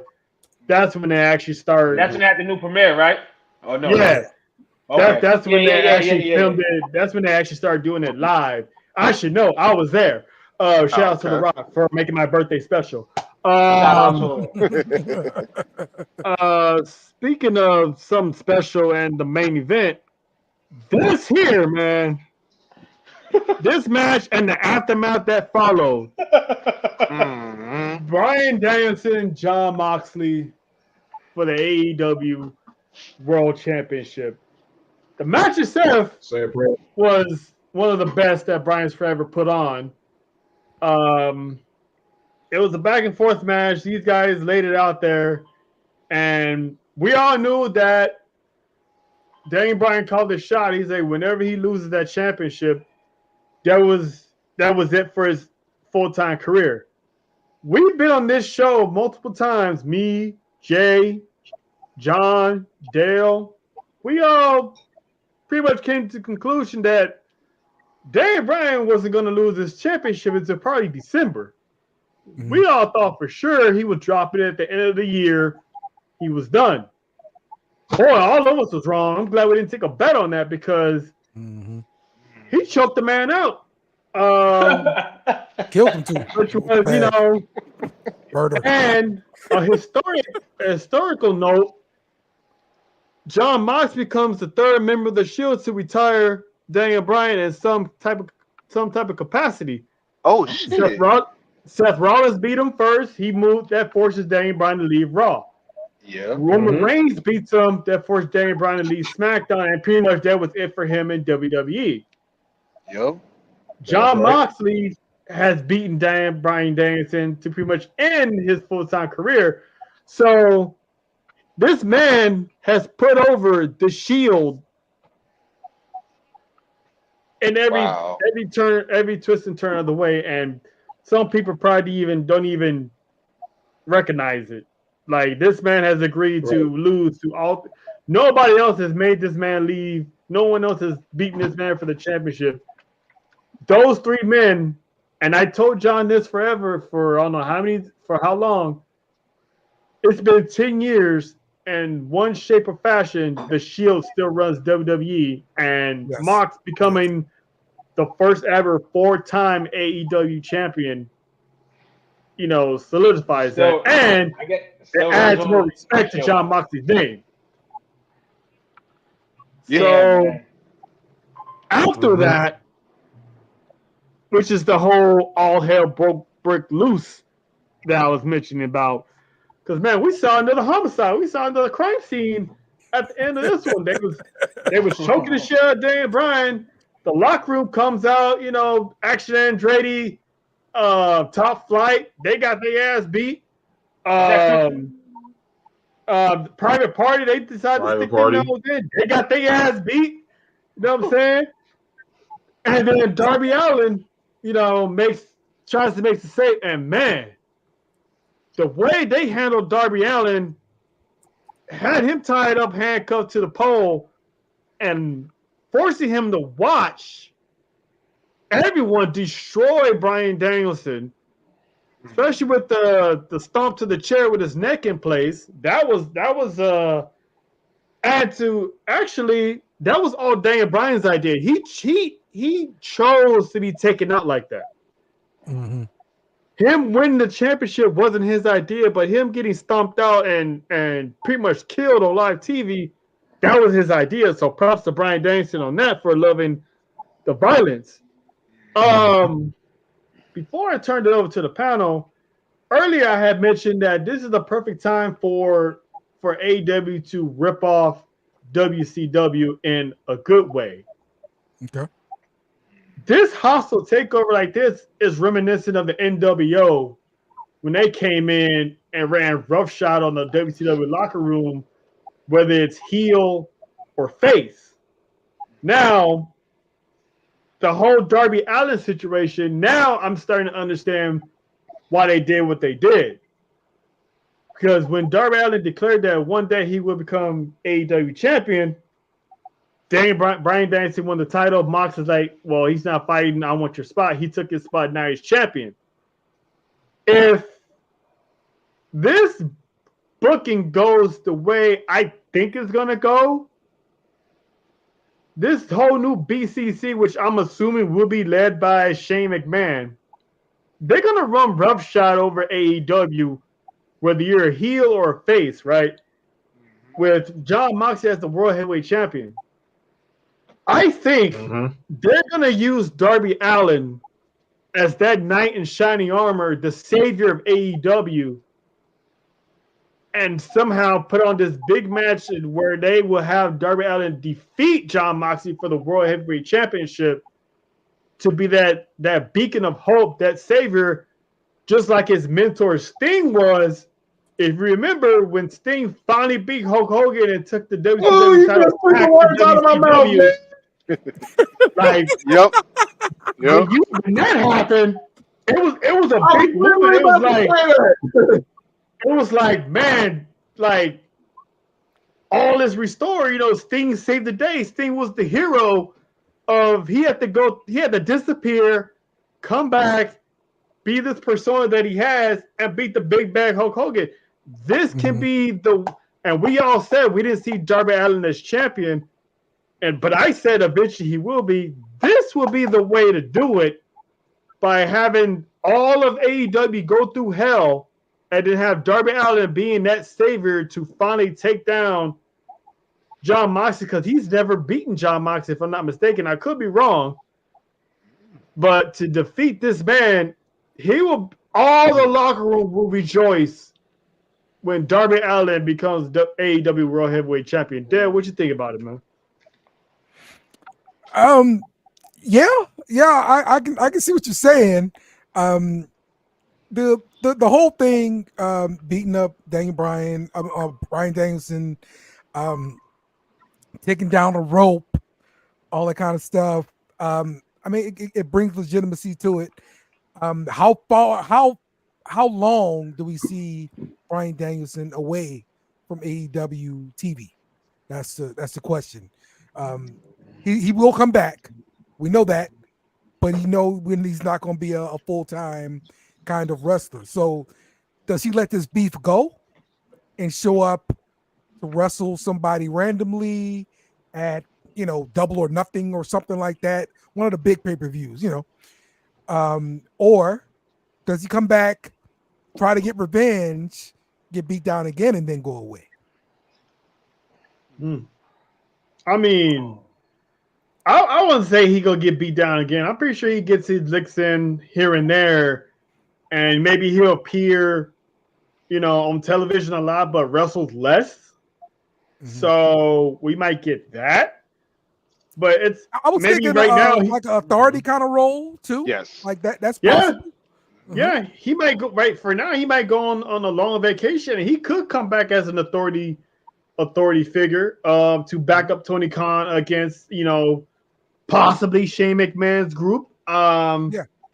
We don't know, but I think right now he's definitely gonna take some time off to be with his family and all that stuff, and just because his family needs all the prayers they can get with the whole Nikki Bella situation, but that's none of my business. I could have looked this up. Oh, Nikki Bella. I'm sorry, not the other one. Okay, my bad. I breathe. But I think he'll be gone for a while. So whatever direction they go from here, I think it is going to end up with. It'd be a dope story to end it with Darby Allin being that second pillar of two of the four pillars to reach that mountaintop of AEW. Meta, what you think? John Moxley, man. It sucks it has to be him because, like I said, we mentioned earlier, the heavyweight division is fucking terrible. They don't know what the hell they're doing with the belt. Daniel losing the belt. Daniel's one of my all-time favorite guys. So it kind of hurt me, but John is the Rock. I guess that just keeps staying here. But yeah, Darby Allin winning the championship wouldn't be wrong. My thing is when he does win it, how long is he gonna have it, and will he even be healthy enough to defend it? We know the crazy matches that Darby Allin goes through. This matchup that he goes with against John Moxley potentially is going to be the craziest match. We've seen John Moxley in all types of shit, and we've seen Darby Allin in all types of shit. So best believe we're going to get a banger. But my only concern is he going to be healthy enough to carry that belt if he does win? Now, if he wins, hey, even if you want to say, hey, he comes on the next night, relinquishes it, whatever. Fans start whining, crying, you make a storyline out of that. It's interesting and all. I'll tell you who's the guy that's going to answer that question for you on how long he's going to keep it. Ask Christian Cage how long he's going to keep it. No. He wins it, gets all the confetti, and then here comes the patriarch with the take advantage of a beating down Darby Allin. Maybe it'll be that same night, maybe it'll be a week later, but he's going to catch him, and then you're going to be looking at the AEW World Champion sooner rather than later. So he can go on to climb Mount Everest, whatever he wanted to do. He's supposed to climb it real soon. So maybe he can climb with some gold. Yeah, well, that too. Jay, what you think? Hold on, without giving anything away, do they pay off the title going into the backpack on tonight's Dynamite? This crap. No. Okay. The backpack was not seen. It was now we saw a briefcase instead of a backpack. So Gotcha. Yeah. All right, continue. Go ahead, Jay. Okay. First of all, I love when we talk about wrestling. I love when we talk about it because so many thoughts just ran through my head. So y'all know how I feel about Darby Allin. I said it, and I'm gonna keep on saying it. He is that Jeff Hardy of the AEW. Mm-hmm. So you book it to say the same way you were saying it. Have him win that title over Moxley. Now, if I remember correctly, Jeff Hardy won a title, and then he got screwed a couple days later at the next pay-per-view by one Edge, and then CM Punk was the other one. I was there for the CM Punk one. So Christian Cage is now that man that has that answer for him. Darby Allin goes through hell. I mean, I think they're gonna go through it. I think it's gonna be called a 7 stages of hell match. You know, John Moxley and they just wow with it. And you know, they had this awesome battle. Not even a week later. You know, he's gonna take a week off, but 2 weeks later, he gonna come. That's when Christian gonna lay that law down. So I'm expecting that. That'll be the perfect way for him to, okay, you got your title. Praise to you. There go your confetti. Now it's time to move on. Because at the same time, you know I say these old guys, you know, I'm sick and tired of them, but I need to see Christian Cage get paid off as the AEW World Champion before, you know, this thing is over for him. Mm-hmm. Yeah. You know. He's gonna be that long term, like, oh shit, this dude actually did it. Exactly. And also, I know we keep saying Shane, it'll be awesome if it's Shane, but I'm thinking it's gonna be Edge. Okay. Yeah. I mean, I could see him being part of the group, but that figure, that Bischoff type, you know, non-wrestling figure, it has to be Shane. Shane has to be the one to come into AEW, come into Tony Khan's backyard and be like, hey, I'm taking over now. This ain't your company. This is the BCC takeover. I mean, that'd be dope. Yeah. It gotta be like true. It gotta be someone like Shane who's like a mastermind. Can't be like, I mean, Edge will be, as we know how he is the ultimate opportunist.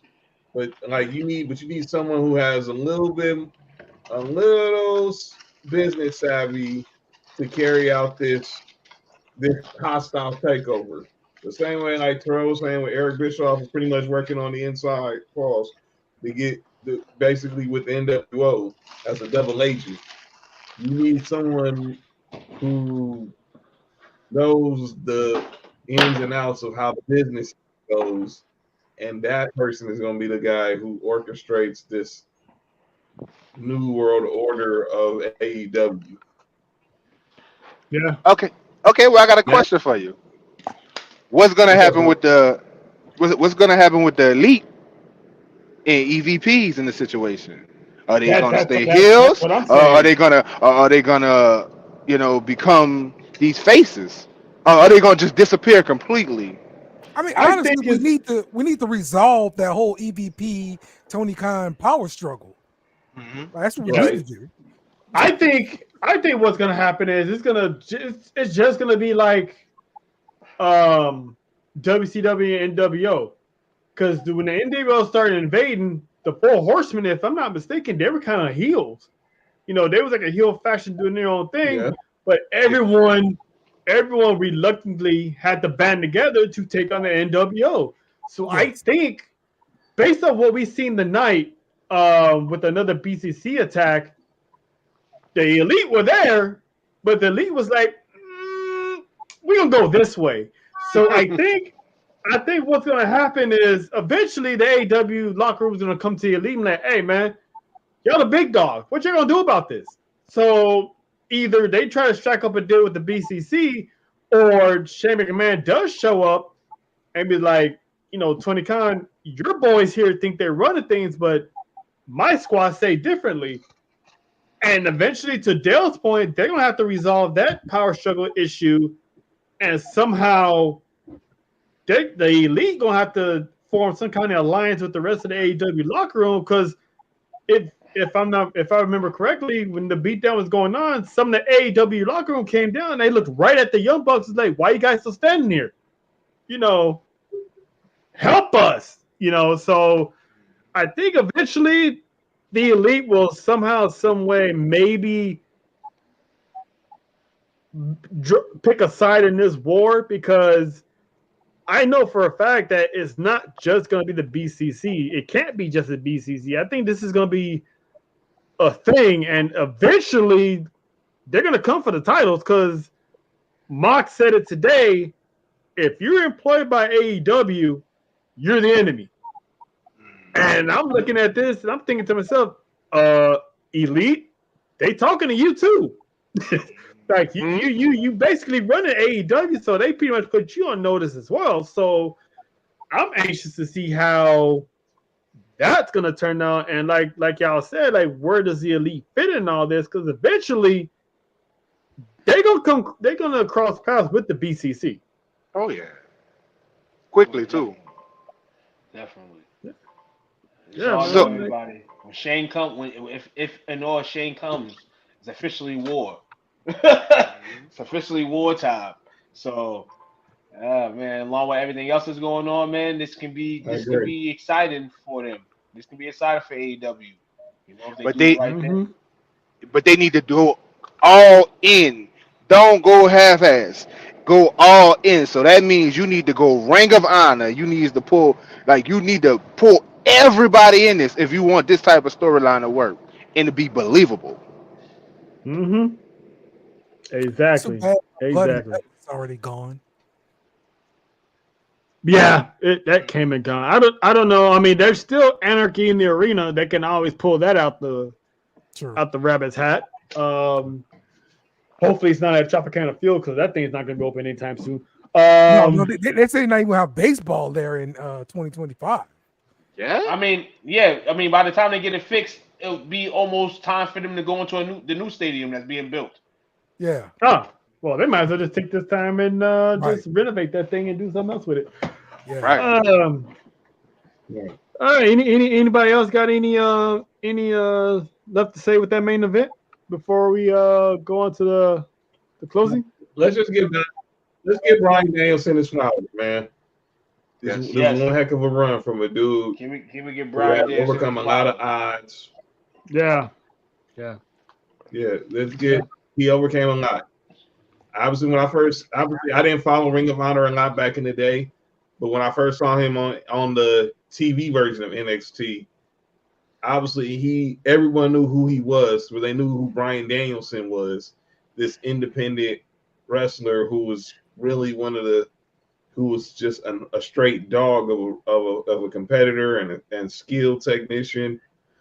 And obviously, we all know how things look with him and Michael, how to try to make him look like a goof with him and Michael Cole, or him with The Miz. And then he eventually, obviously, when the whole Nexus takeover happened, he got the short end of the stick because he accidentally assaulted an official, blah, blah, blah. And he came back at that SummerSlam with Team Cena, with Team WWE. And we started seeing, and that was just the start of just a decade and a half of greatness. And we seen it, and it was just long overdue. The Yes Movement, being a world heavyweight champion, obviously overcoming multiple neck injuries, and he still somehow came out on top. So I salute Brian Danielson, Daniel Bryan, whatever you want to call him. Last Dragon, leader of the Yes Movement, the American Dragon. He is goated, a future first ballot Hall of Famer, and can't wait to see what he's going to do next to keep the wrestling business going upward. Does he accept the WWE Hall of Fame ring? Of course. Sure. Yeah. Absolutely. Of course, man. He got nothing but love. I mean, He got number love for WWE. He's like, people on the AEW fan base side wanted him to bash WWE, and he flat out refused to do so. Said no. He's like, I'm not doing that. So when he officially hangs up his boots, I'm pretty sure it could be years from now, it could be a year from now, whenever he retires. Eventually, yeah, he will get that. This is a new era of the Hall of Fame. This is Triple H's Hall of Fame. So I have no doubt that man will get his Hall of Fame ring. I wouldn't be surprised he'd be a I Hall of agree. Famer this year. How WWE is really lacking on the Hall of Fame. No, I'm serious. Like, think about it. You induct Rey Mysterio. I get it. It was in California. It was Yeah. 619. But All right. you induct him while he's still performing. Yes. Yes. So it's kind of like, to Yeah, me, they running out of wrestlers. No, yeah, they just being stupid and not putting the right people in. Yeah, That's what I it is. agree. I Well, agree. I don't know what we know why certain people aren't in.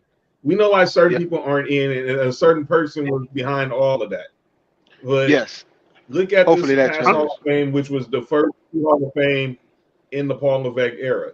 You had Paul Heyman, you had you had the U.S. Express, you had the Rock's grandmother, Yeah. Thunderbolt Patterson. Yeah. That was a shock. And then obviously one for me I was way overdue was Bull Nakano. Oh yeah. Shout out to Sam Roberts. But I just feel like you're going to start seeing different people, and I know that poll on Twitter saying should fans get a chance to vote for the Hall of Fame? No. Should it have an impact on who goes? Yes, but no, not vote because not everyone is a Hall of Famer. When you talk Hall of Fames, and obviously Sports4U, we're a sports podcast separately from Sports4U Wrestling, you talk about the greatest of the greats. There's some wrestlers who are Hall of Very good, and there's some wrestlers who are Hall of Fame. I just saw that we just had the Basketball Hall of Fame. Vince Carter, Chauncey Billups, Michael Cooper, all just went in the Basketball Hall of Fame this last weekend. Vince Carter, Hall of Famer. Chauncey Billups, could be. We were on the borderline. I'm a Lakers fan. Of course, I'm biased towards Michael Cooper. But he didn't have the numbers. But he didn't have the numbers to prove that he was a Hall of Famer. So when you think Hall of Famers, you got to think about who's like the best of the best. And there's a lot of people who should have been in a long time ago that Vince was being spiteful for that didn't get their flowers either before they passed or when they're not in the right physical state to enjoy the moment. Lex Luger, man, is going to be. I mean, like one prime example of Lex Luger. Yes. yeah. Yes. I mean, I'm pretty sure eventually, maybe one day, Lex Luger will get that call because the controversy surrounded by him. I think he got exonerated from that, so I think he's good. Yeah. But I'll tell y'all right now, there's two people that should be in the Hall of Fame and they never will. Owen Hart, he'll never go in. And it's not because the WWE won't let him. He won't accept family it. won't The let wife him. won't accept it. Yeah, the wife. Exactly. The family straight up said hell no. And of course, Chris Benoit, he's never getting in because that man had a Hall of Fame career, but unfortunately, we all know what happened that kept him out of it. So that'll never happen on anybody's watch. Those are the two that for sure should get in. They're probably personally in our list. They're Hall of Famers, but they'll never get in. I mean, you have a better chance of Owen Hart getting in before you ever see Chris Benoit. Yeah, Chris Benoit. They don't even want to let his son wrestle in WWE, so that's never happening. No company's not letting his son wrestle. No major company is calling him. They don't want that smoke. No pun intended. At all. They don't want. That's cold. And it's sad because the dude looks just like him, like his daddy. Yeah, and that's the reason why. That's messed up. I know, right? I know. Just put a mask on, dog. You'll be all right. That's the cold part. He looks just like him. Lucha. And guess what? He's nice in the ring too. Well, was nice in the ring. Yeah, I've never seen him wrestle. I've seen him wrestle. Though I never seen him wrestle. The dark side of the ring. The dark side in the ring episodes, and obviously seeing him, I was in like, dang, I feel bad for this kid, man. Yeah, this dude had nothing to do with without even doing anything. Exactly. That the fact his dad just went off the deep end, and now he's suffering for it.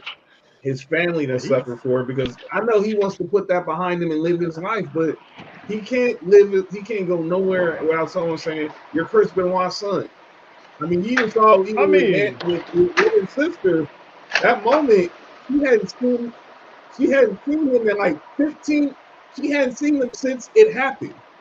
And it was a moment that they needed to have, that they needed closure, to try to come together as a family.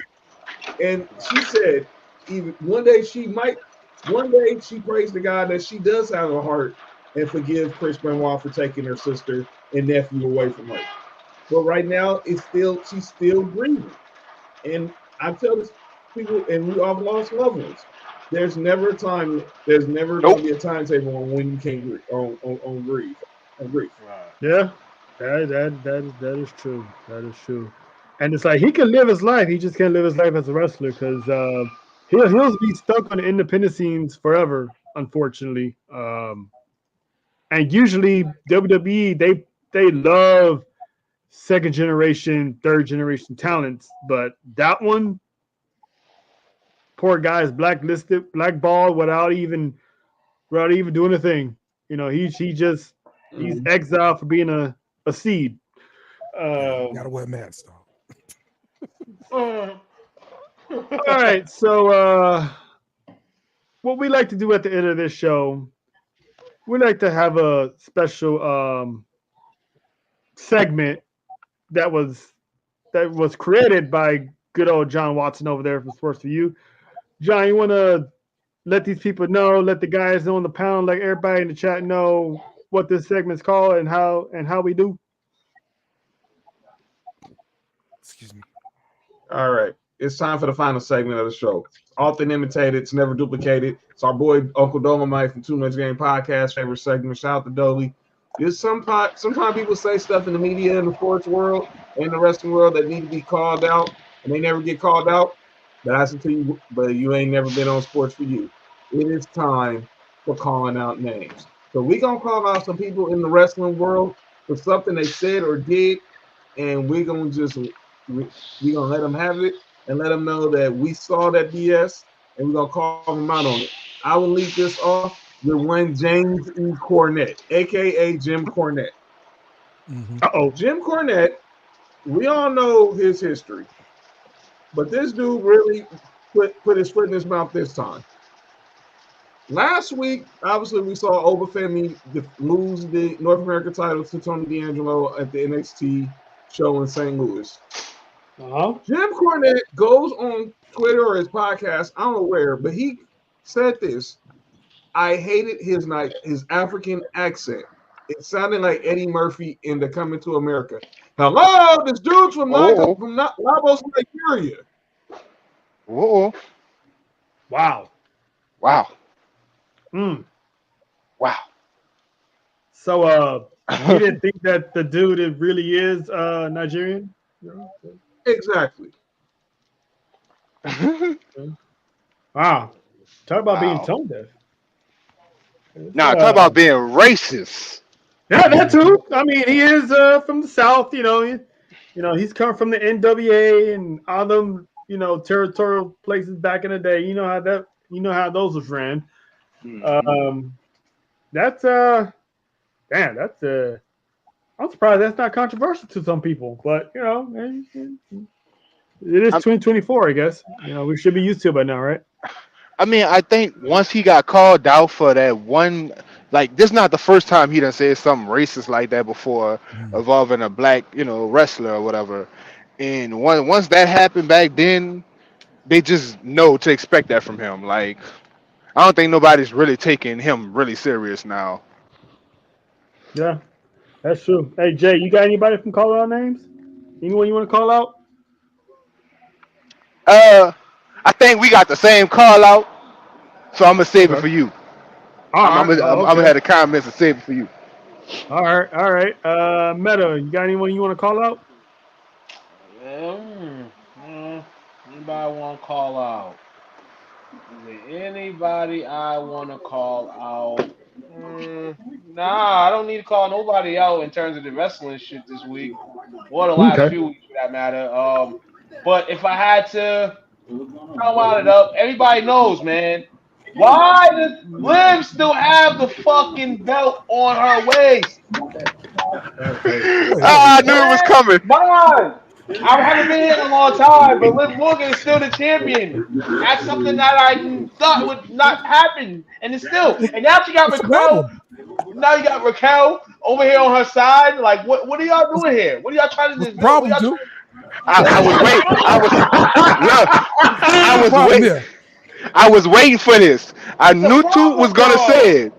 I was waiting for Hey this man, when he said he was coming on the show tonight. I It's a definitely was gonna call it problem. out. It's a hey man, problem. So don't mess, my rant don't is mess Liv with. Morgan. Don't mess with Dale's blondes, man. Dale, You stepping on Hollis Dale, grounds no. now. They'll know. The match was set up. The match was set up. Dominic in the cage, Rhea with a chance to win, should have won, and then y'all pull something like that. Somebody that's not even gonna hold a title ever and attack Rhea. Come on, dog. That's just crazy. That's all. Oh man, that's funny. Well, speaking of Dale, would you like to either retort or have your own calling out names?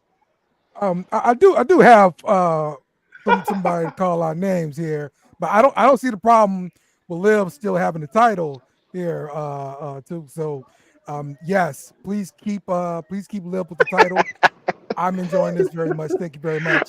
And I am too, Daryl. Just to let you know, I am too. Right, Cause I called right. this out. I told him Liv was gonna have that title for some time. Thank you. Thank you. It's Um, terrible. Sex Johnny, appeal. if you Sex could put sells. this if you could put this up for me here. Um, I'm calling out McDonald's Mhm. Uh here oh.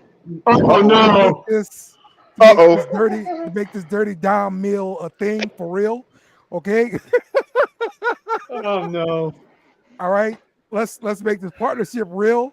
All right. We need Wait, you mean the attendees. ring is real? Yo, you have really too much It I, would I, I don't conversation. be. think it's real, but Nah, it's I'm not saying I'm real. calling on McDonald's to make it real. So I'm No, calling because out McDonald's makes it McDonald's. real. Oh, Let's This would make be this like real. $40, $50. Would you pay $40 or $50 for the dirty dom to like? It's not going to be $10. Hey, they need what? to change. They need to change that burger and make it a chicken mac. No, that's what it is. It's a chicken sandwich with chicken Hey, tenders. They got the Nah, but it need to be the chicken I mac. thought that mother was a He think donut. he I a didn't think it was mac and actual he's a hair. chicken. okay. I got you. I My got man, you. dirty dom. Oh Yeah, wow. That's I what I'm mean, calling out there, man. shout out to Dom, man. He's over one way or the other. Yeah, Mhm. he's selling toilet Um, paper, all this stuff, man. yeah, I ain't paying money to wipe someone's face on my ass. We already went down that Yeah. we already went down that. No. I'm cool. Um, actually, I have two calling out names. I specifically saved this one, and I didn't have to ask John to remind me because this one I actually remembered. One of them is Vince Russo. Mm. Uh, so as we know, Jey Uso won the Intercontinental Championship a few weeks ago, and your boy was emotional. It was his first title since he's ever been in the company because he spent 10 years or so, 15 years as a tag team. Mm-hmm. So Vince Russo goes on and says he didn't understand why Jey Uso was getting all emotional over the title. He's like, better yet, I don't understand why these stars are getting emotional when they win the title. It's just a prop. All right, if it's just a prop, won't you tell these Hollywood actors who bust their ass for these Oscars, and when they finally get the Oscar, go ahead and tell them it's just a prop. Exactly. Like they're these men and women, they've gone through divorce, they've missed death in families, graduations, births, Christmases, Thanksgivings. Um, they've been out of their kids' lives for so long that their relationship is strained. All to become champion, all to become that top star to make money for their families to pay for their college tuitions, their graduation, so they ain't got to worry about a thing. So Vince Russo, if it was just a prop, is that why you booked yourself to win the WCW championship Hmm. back in WCW? I mean, this is why this type of thinking you've been fired from WWE, you've been fired for TNA, you'll never get a job in AEW because of shit like this. It's like, dude, just because you never won anything in life, don't shit on everyone else's parade because they feel something special with this. They literally broken bones, blood, sweat, tears. Like I said, divorces, death, all this stuff they missed out for this Legacies. and for them to. And not everybody that becomes a wrestler ever becomes a champion. So to be a champion in WWE, that's a big deal. So for you to say that, you have no business, no right at all to even open up your mouth to criticize someone for being happy. If you got children, your children were born, how would you like it when someone tells you, "Oh, that's just a body"? Why you get unemotional for? Yeah. I mean, I get that, man. I definitely get that. Note to Dale real quick. There was a couple of times during our football talks where we spoke on Caleb Williams. You know what I'm saying? Crying in the crowd, crying to his moms. After a game, just in general. Yes. You know what I'm saying? Stuff like that. I mean, if you want to be emotional, be emotional. Like I agree with you. You don't criticize somebody being emotional. Would I be emotional in this case? Maybe not on air, but definitely when I win that belt, I'm crying fucking to the river. So if his time to cry was in front of the fans the next week, I'm not mad at it. Yeah. And he want to be emotional and take place. He has many generations that wrestled before him in his family. So it's like Rikishi goes to the dance. Rikishi wins a title. You want to do the same thing your father did. So when you do the same thing your father did, it becomes emotional, man. So, Yeah. Yeah. So Vince Russo, shut the fuck up and mind your business. Yep. Yeah. Please do, because honestly, any achievement, you have that right. You worked hard for it. You worked hard for any and everything. Like these dudes, it also pays off for the storytelling, man. It make you feel it more. If he ain't, Yeah. to be real with you, if he wouldn't have cried, I wouldn't have felt as deep as I felt about it, because it wouldn't have made me think that, oh, his daddy, The Rock, Umaga, I forgot who the Yoko. other person, Yoko, all these dudes held this. And his brother, let's be real, his brother never gonna hold that title. You know what I'm saying? I think I'm about nigga just like being that. real. So Yeah. for him to get that title, that's kind of like a passing of the torch moment. Because all those Yeah. dudes became champion, world champion.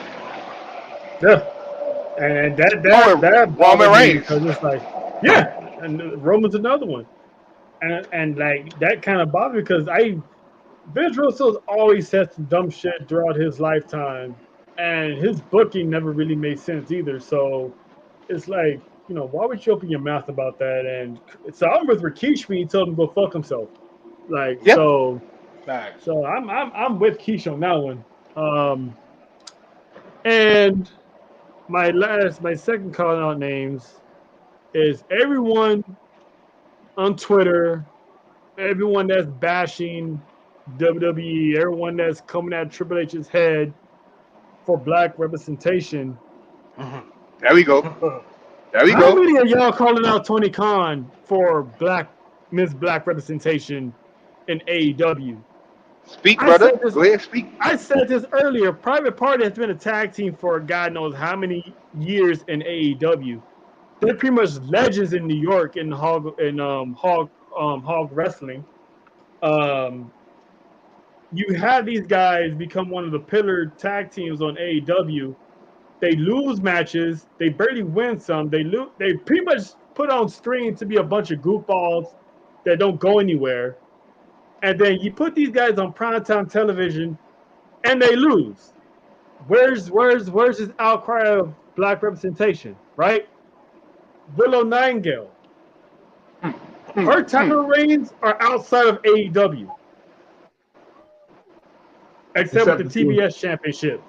Right. But on primetime television, she's had every time she goes for the AEW Women's Championship, she loses. She went for the RH title I don't know how many times. She loses. So where's the outcry of that? You attacked Triple H for not having black wrestlers on a PLE. Why wasn't Mercedes Moné at Wrestle Dream? Thank you. Why was on the wasn't her marquee. title? Why was her title defended on Wrestle Dream? Isn't she like one of the biggest acquisitions in AEW?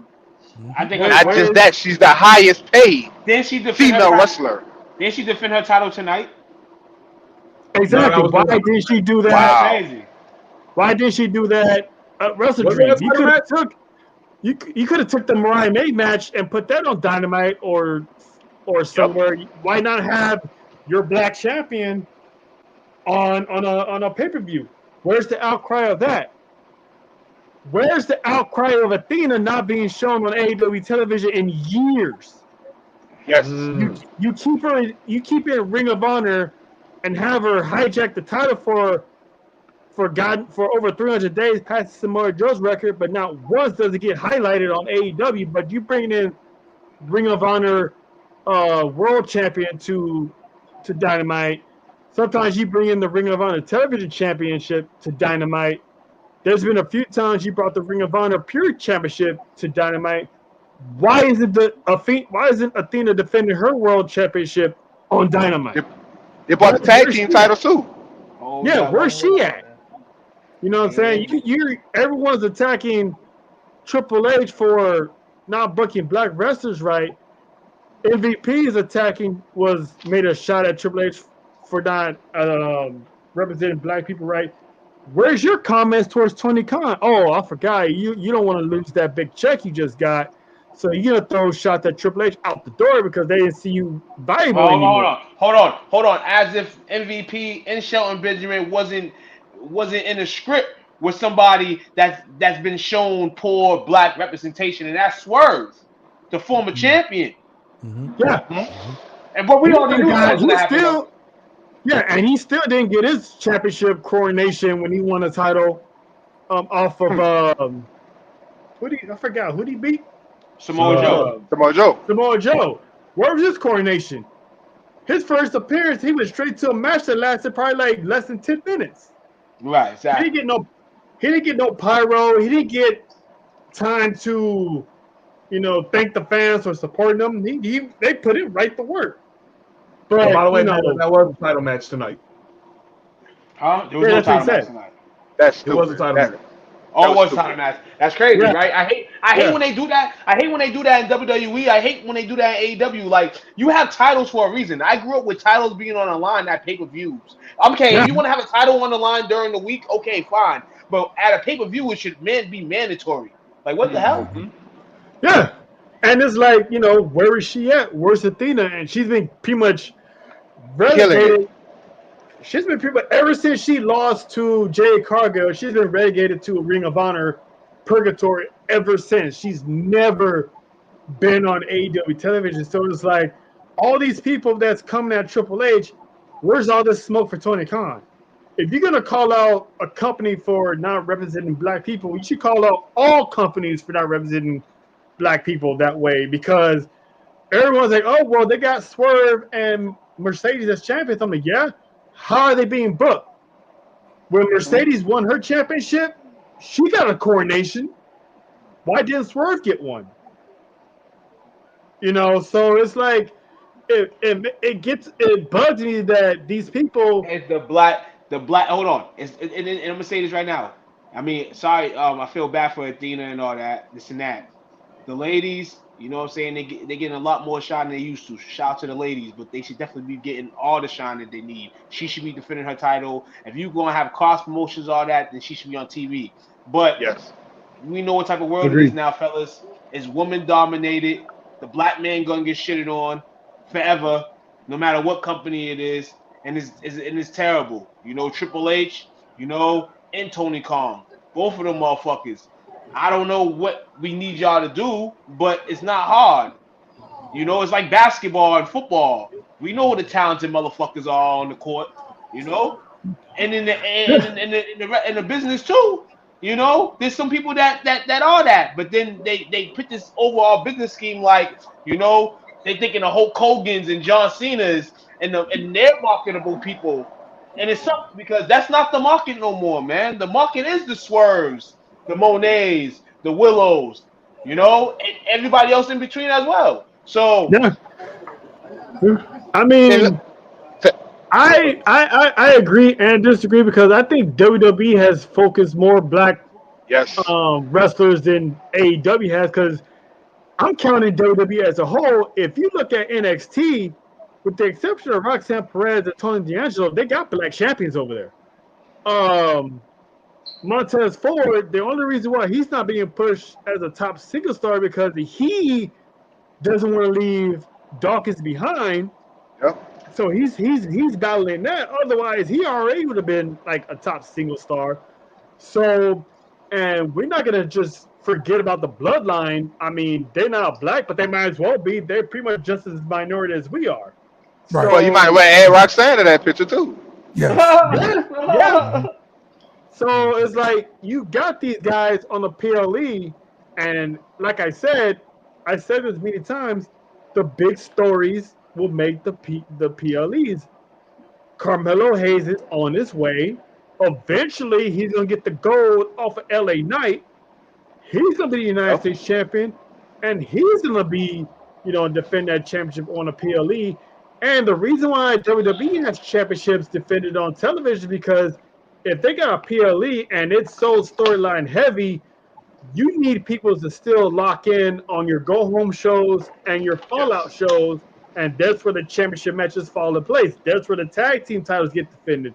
That's where the Intercontinental titles get defended. That's where the United States championships get defended. You make those championships either the opening act or the main event. So there's certain reasons why they're not on PLEs because WWE now is storyline heavy with so many storylines. There's no excuse for AEW. With all these bookings they be doing, they could easily have Athena.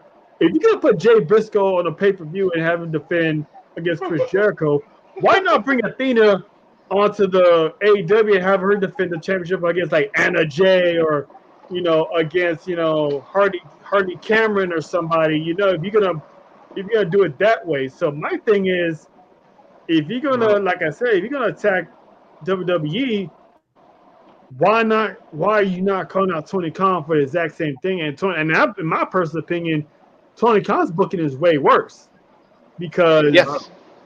even Anna Jay versus Mariah May battle the belts on Saturday. Ooh, okay. I don't see.